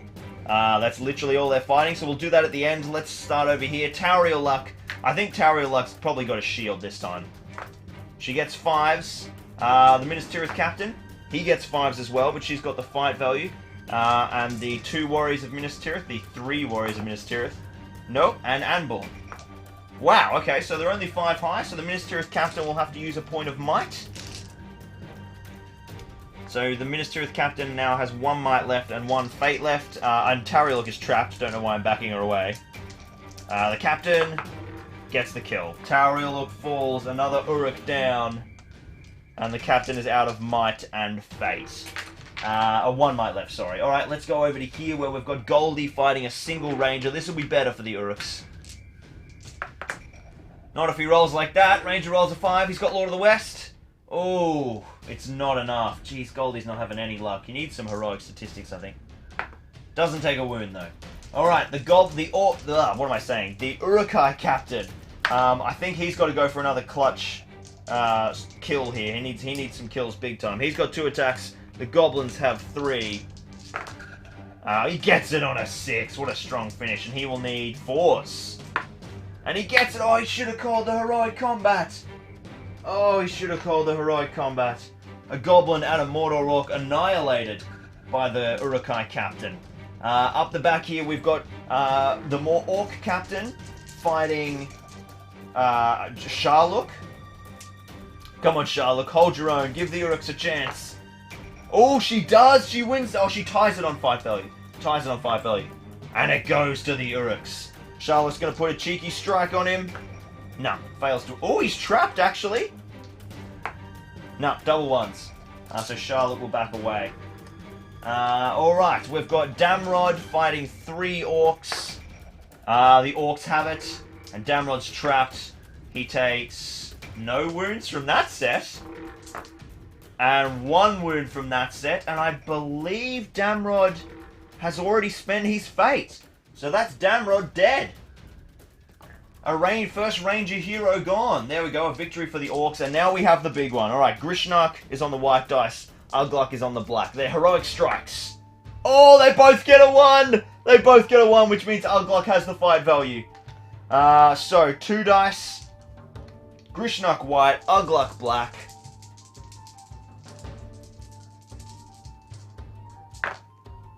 And Aglak takes it.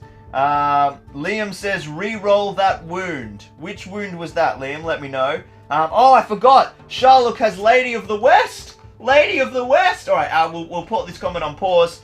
Lady of the West gets to re-roll her wounds. No, she doesn't do anything. All right. So Aglak has just won the fight. Grishnak isn't trapped, but he has 1 wound, no fate. He's defense 5. Aglak is strength 5. On 1-4, Aglak will take Grishnak's head. Oh, he takes it twice. Grishnak is removed from the board. Aglak, our new hero of the day, he has hunted Grishnak through the plains of Rohan, from the eaves of Fangorn, through the upper lands of Gondor to the city of Osgiliath, and he has caught up with his quarry and cut off his head. And then at the final moment, Merry and Pippin are nowhere to be seen because the Goblin Captains run off with them.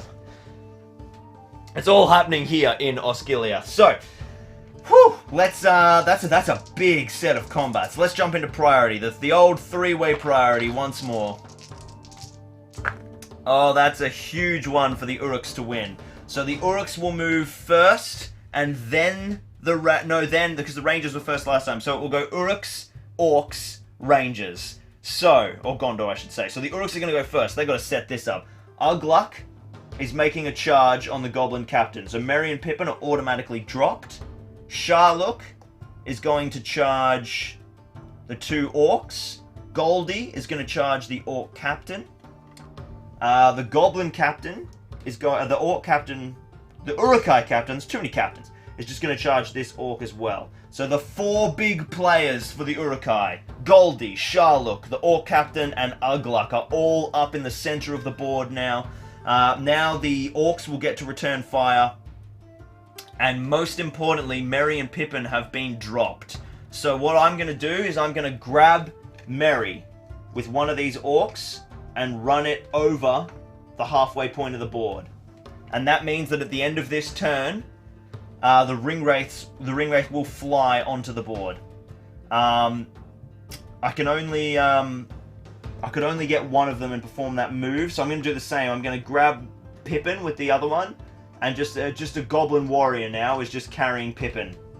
These guys are thirsty for their thirsty for their chance to fight.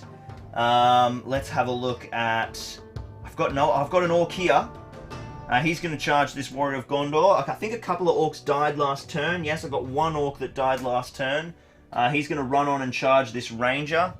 The Warrior of Minas Tirith that died is going to charge that Orc, so Pippin will be dropped. This Ranger will drop the Goblin with Merry, so Merry is dropped, and Anborn is going to get on that Orc as well. Okay, let's get these Minas Tirith dudes up. They're all just going to charge the nearest enemy. That Orc is so dead. But most importantly, these guys are running around. It's going to run through the ruins there. Okie dokie. So, at the end of the evil move, or the end of the move phase rather, the Witch King will fly on. Let's go big and wide for this. He senses the ring is near. Oh, awesome, you guys can already see. No, we want it to look epic, so I'm clearly putting him on a building.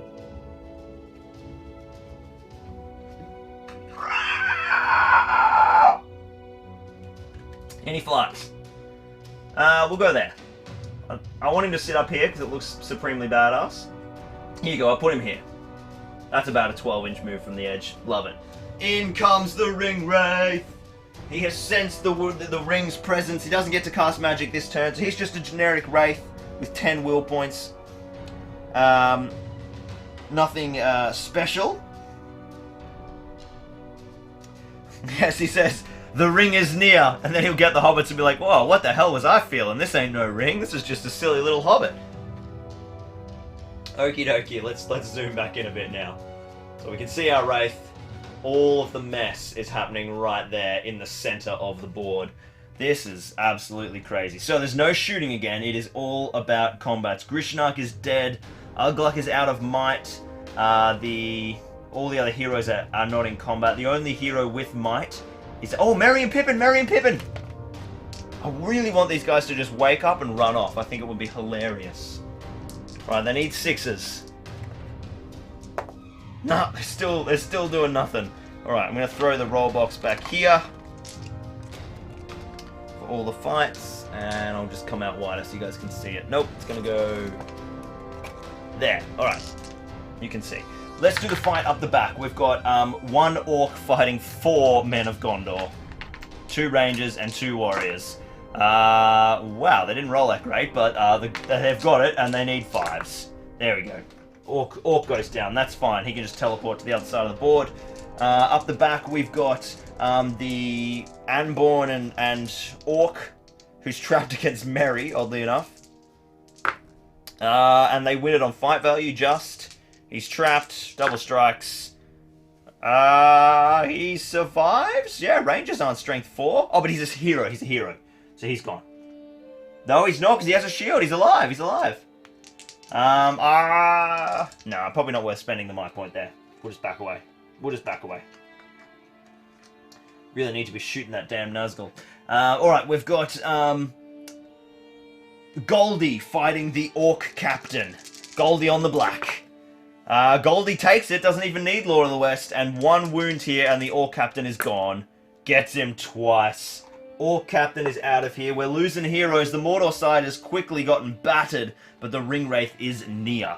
Let's grab Sharluk fighting 1 Orc. Sharluk wins it. Fails to wound. Lord of the Lady of the West, whatever it's called. No luck. Sharluk's struggling to make the kills today. We've got the Orc Captain fighting a single Orc. The Orcs get it! This single Orc pushes the Captain back. And does a wound on the Captain! Captain's fate point.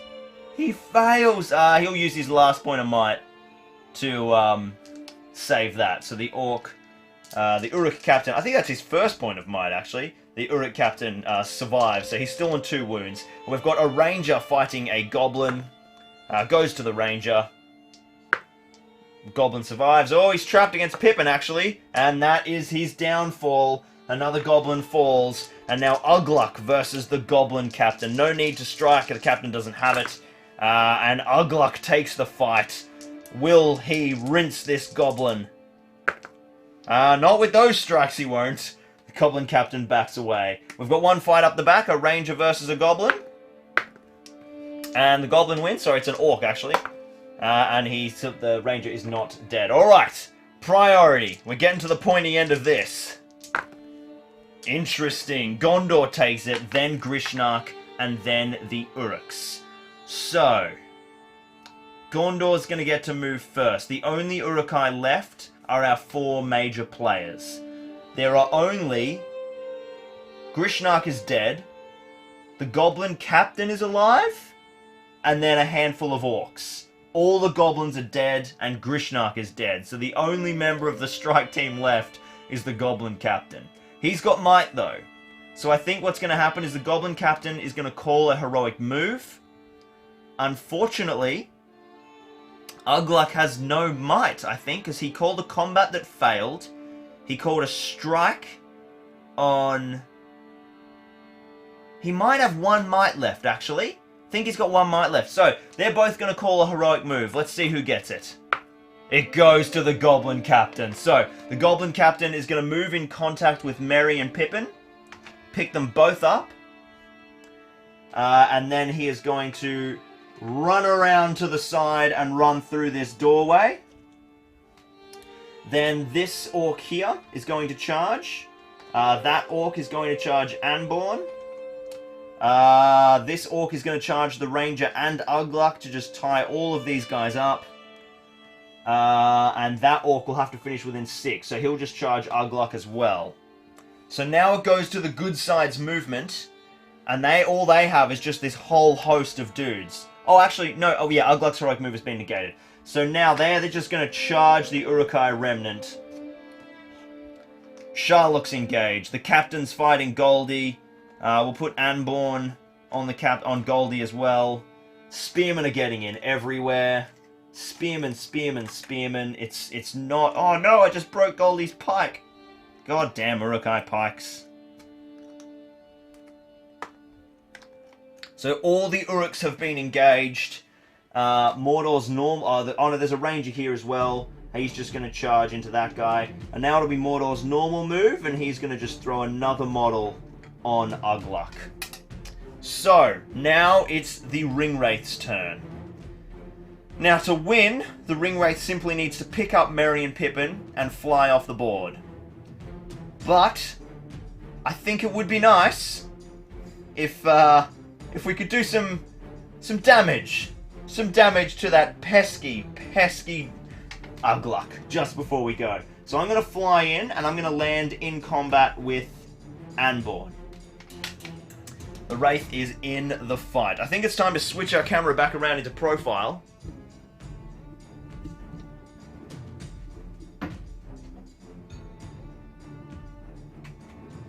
And I'll come in from this side now. The big old Wraith is sort of blocking everything, but that's somewhat cinematic.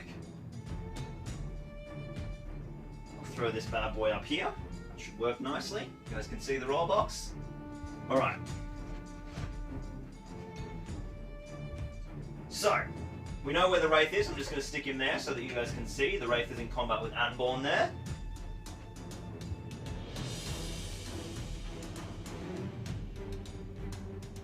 Oh, Ugluk's Lord of the West. Oh man, no, I forgot about it.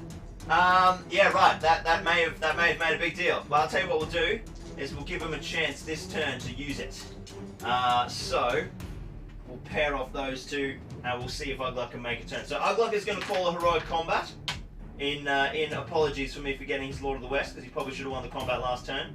And he is fighting 2. So his combat goes off. He's fighting a Ranger and an Orc. And he wins it on fight value with the fight 5. He needs 2 4s for this heroic combat to go off. He gets a 6, a 5 rather, and a Lord of the West. He gets the combat off. There you go. Justice is paid for. So Aglak's combat goes off, and you can bloody bet that he is going to run through and charge the Goblin Captain. Merry and Pippin are automatically dropped. Let's just move it. We'll do... Who's got priority?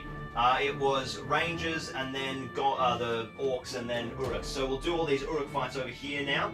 So you guys can't see, but Goldie is fighting Mablung and the Orc Captain. And Goldie says, thank you very much, I'll take that on 5-5. Onto the Captain, I think.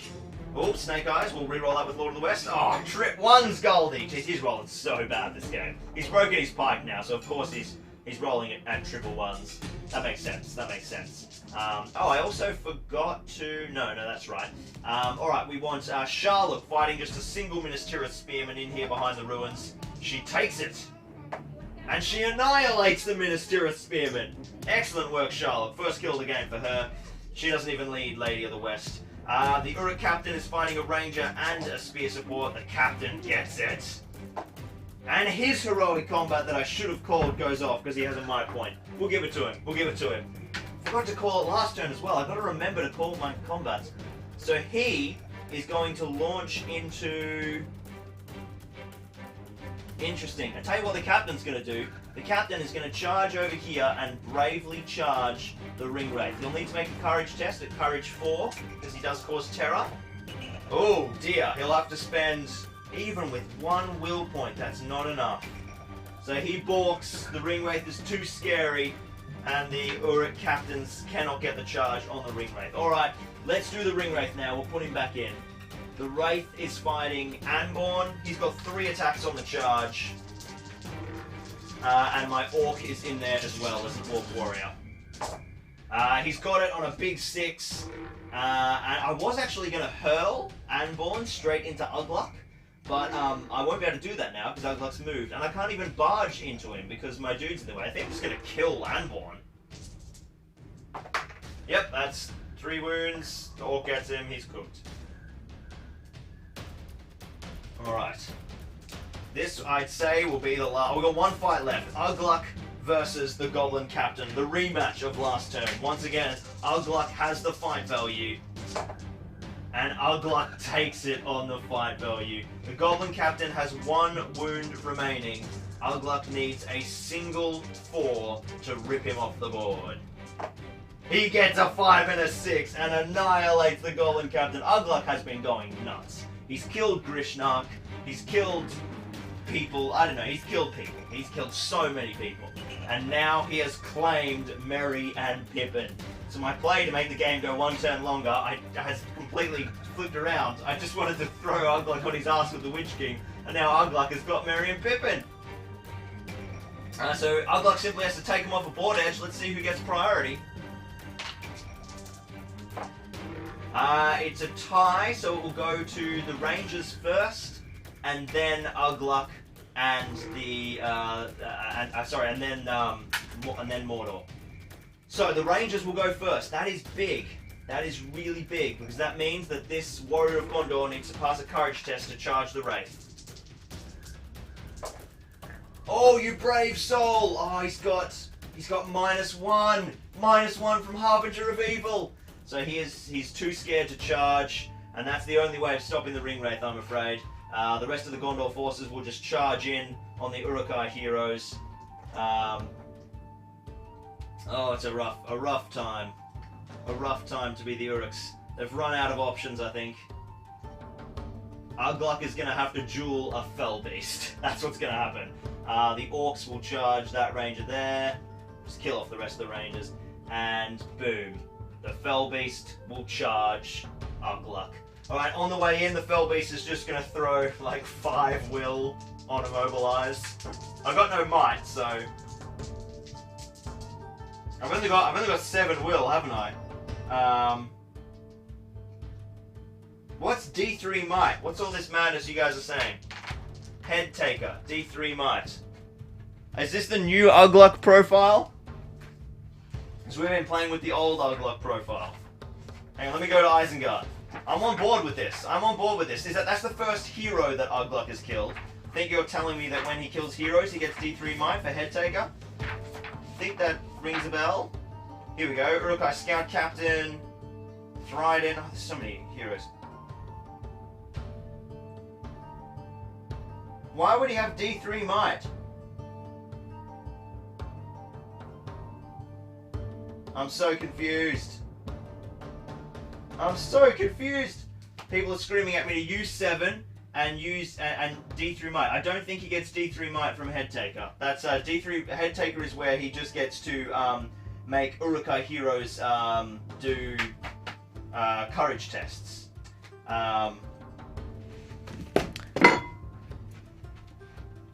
Use Wax Stop on the Ringwraith to save Aglak. Mighty Aglak, yeah. Aglak's got Mighty Hero now. He does have Lord of the West, so you know, it's not all over. And of course, you do remember that he has resistance to magic because of the Nazgul. So, the Nazgul's going to drop, I'm going to drop 3 will on it because I might have to fight a few combats just in case. And this is off on a 4, I think, for Ringwraiths. So they've cast it on a 5. Aglak has got 1 will point to resist, and of course, he's got resistant to Ringwraiths, which we all know. So he's got 2 dice needing a 5. Oh, he's resisted! He's resisted, so he's not immobilized, and the Ringwraith goes in for the charge. Let's quickly do the other fights and see how the Urukai fare. Goldie is fighting against so many. Oh no, it's just the captain now. He wins the fight again. Can he finally put this captain down? He does. The captain is finished. Minas Tirith captain is done for now. Sharluk fighting Anborn. Sharluk's got Lady of the West, and it does the difference. She needs a 4. She's got Lady of the West again, and she rinses him. And Mablung, rather, is finished after losing his fate point earlier. The Urukai captain fighting 3. And the Urukai captain's got it on 4s. It's a shocking place for the dice to actually, you guys can barely see. Whoops. Oh my god, stay in the box. A 4 and a 3. Strength 5, defense 6 for these men of Gondor, so that is no wounds for the Uruk captain. So, the Uruk captain did alright. Sharluk and Goldie did absolutely amazing. We've got a Minas Tirith warrior and an Orc over here. Goes to the Minas Tirith warrior, and he annihilates the Orc. It's rough. Mordor's thinning out now. And we've got 3 Orcs fighting a Ranger. Oh, the Ranger rolls a 1. And the Orc's annihilated. Ranger's gone as well. Now we're up to the big one. The Ringwraith has charged 3 attacks. Aglak has 2 attacks. They're both fight 5, but Aglak is Uruk of the West. Oh, they've tied it on 4s. They've tied it on 4s. So it'll go down to a roll-off unless Aglak's Uruk of the West wins him the fight. Oh, it doesn't. Okay, it goes to a roll-off. It goes to a roll-off. Oh, this is tough. This is really, really tough. So, it's a 4, 5, 6 for the Ringwraith, a 1, 2, 3 for Aglak. Oh, it goes to Aglak. He beats the Witch King. He beats the Ringwraith. He is strength 5, D8. He will need 6s to strike up at the Ringwraith himself. Come on, Aglak. Come on, Aglak. No wounds, but he's got Lord of the West. He's got Lord of the West. We need a 1 in 6 chance of wounding the Wraith, who has no fate. No! Alright, he beats the Ringwraith, but he survives for another turn, and the Ringwraith now only has 3 will remaining. So he's made his big magic play here, and Merry and Pippin have been dropped. Okay, so, 1 more turn, I reckon. Oh, it goes to Aglak and that first, so no might on the board, so the Witch King will just fly back in. Oh! Oddly enough, because of where Merry and Pippin are, the Witch King can't fly back in now. Oh, they have no control zones while they're counter. So no, he's in. So we'll just move them to the side. The rest of the Orcs... Oh, Jesus, I'm breaking my Wraith. The rest of the Orcs are just going to have to charge up these Urukai to try and tie them up. Goldie is free, though, which is big. It will be... Yeah, the Uruks will get to move before that Gondor do. So, Goldie is going to be able to charge that Warrior of Gondor, which will help out Aglak. And then these Warriors of Gondor will just pile in on Sharluk and co. Alright. Let's go out to 16. Let's do all the other combats last. So, we've got the Uruk captain fighting 1 Orc. He wins. Doesn't kill him, though. We've got 4 Warriors of Gondor fighting an Orc. It's a rough time for the Orc. Whoops, I don't have the right coloured dice. Oh my goodness! 4 1s and a 2! The Orc loses just. But he doesn't lose on the dual roll, he gets rinsed. And then we have Sharluk fighting 2. Sharluk does lose, she's got Lady of the West. Doesn't make a difference. And she falls in the final turn. UGLUK is done. One fight left. Goldie versus the Man of Gondor. Goldie wins it on a 2. And Goldie fails to wound, even with Lord of the West. Goodness me. So, the big combat. Oh, the Ringwraith forgot to throw magic as well. It's probably a good thing. He's only got 3 will left. Aglak, 2 attacks. The Ringwraith, 3 attacks on the charge. Let's set the tone. Whoop! The Ringwraith's rolled a big 6. One of Aglak's dice is out of the box. He's rolled a 3. Oh, he needs a 6 to tie the fight. This could be the end of Aglak. Yep, he's Uruk of the West. Does not get him enough.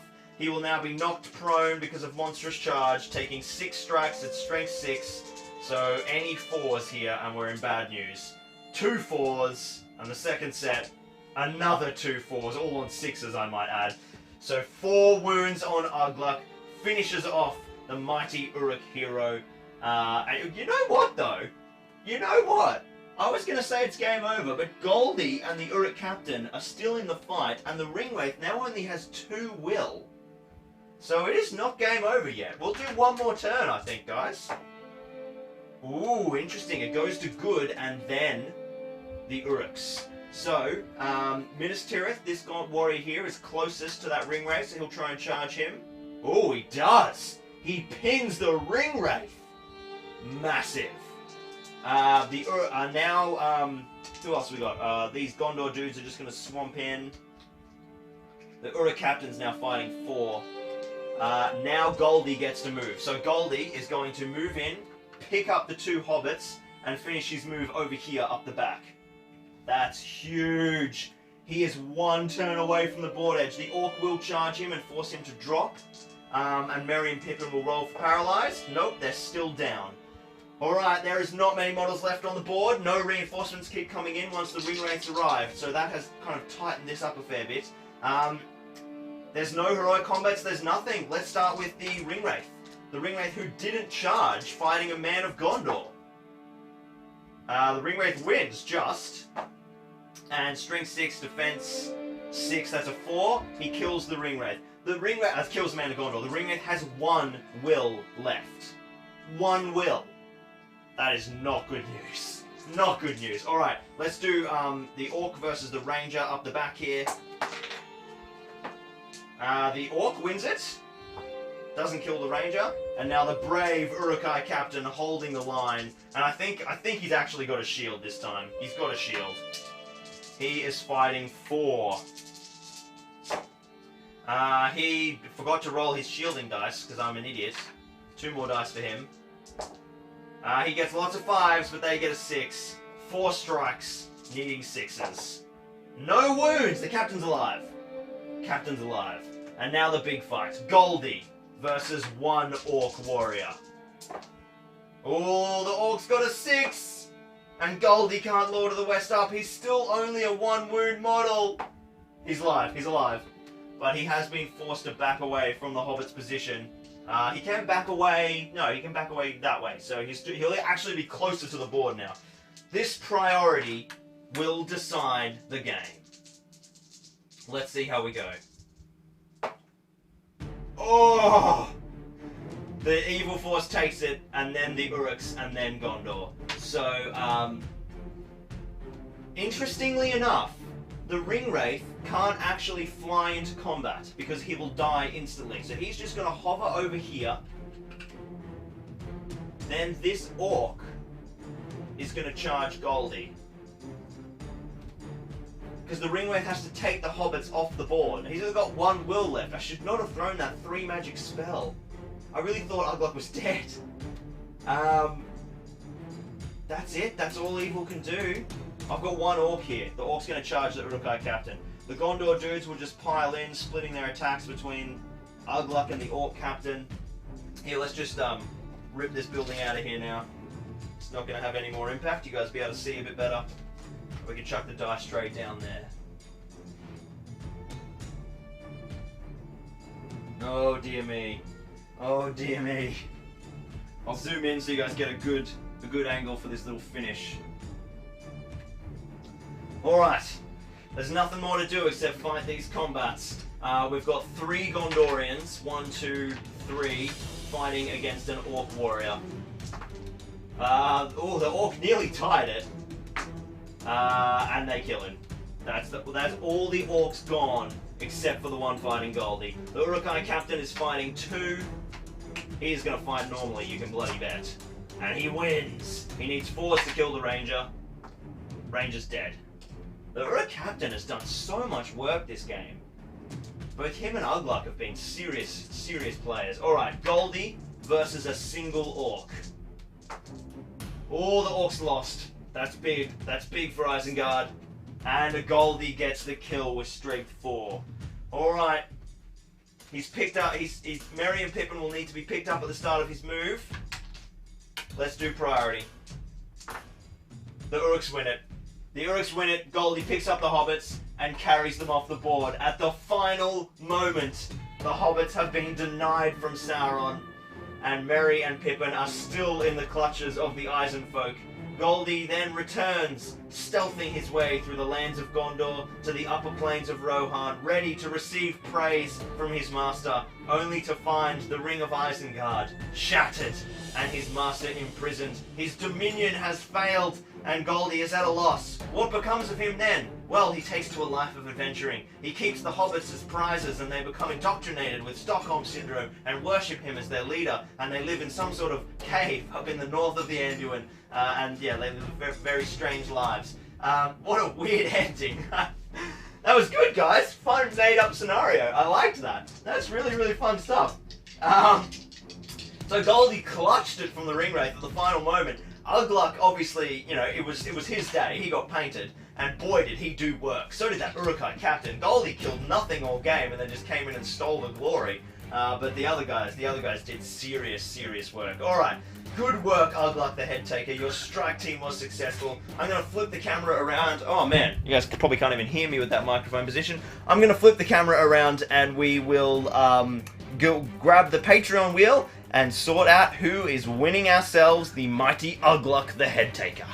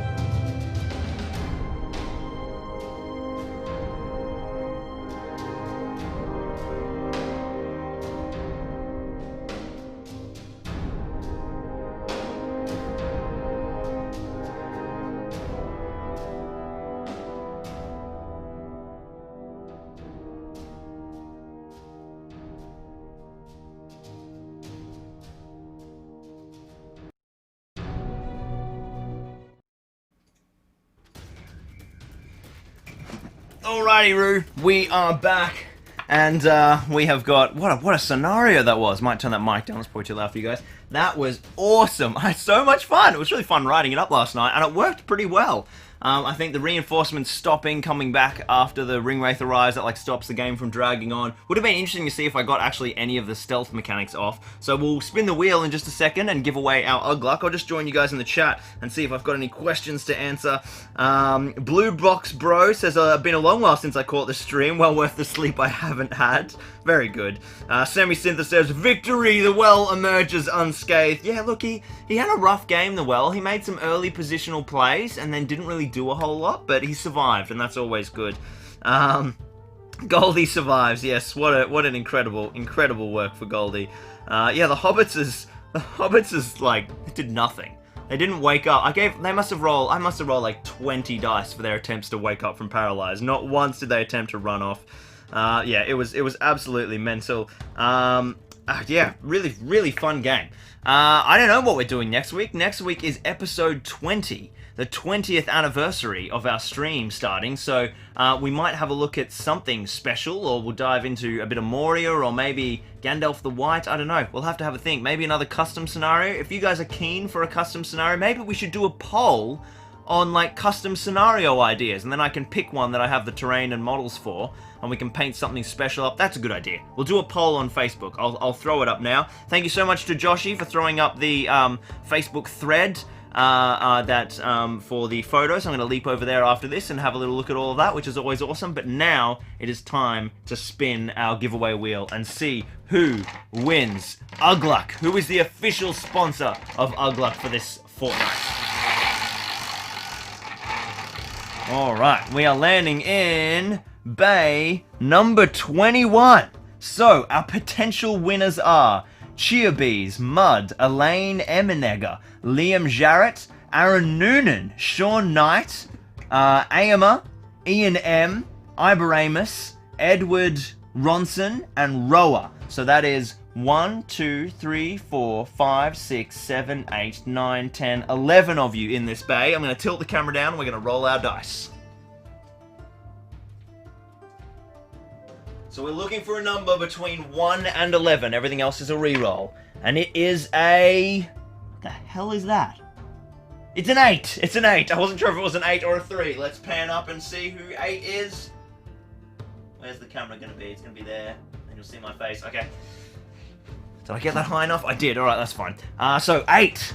1, 2, 3, 4, 5, 6, 7, 8. It is Ian M. Whoever you are around the world, Ian, fantastic. You are now the sponsor of Aglak, the head taker. And what a game he had, Ian. So now you get to follow his journey and watch his achievements unfold. And then when he's finished in the campaign, I will send him over to you wherever you are in the world. So thank you so much for your support. And to all of my Patreons, I could not do this full time without you guys. It is so essential. All of this stuff just costs a lot of money.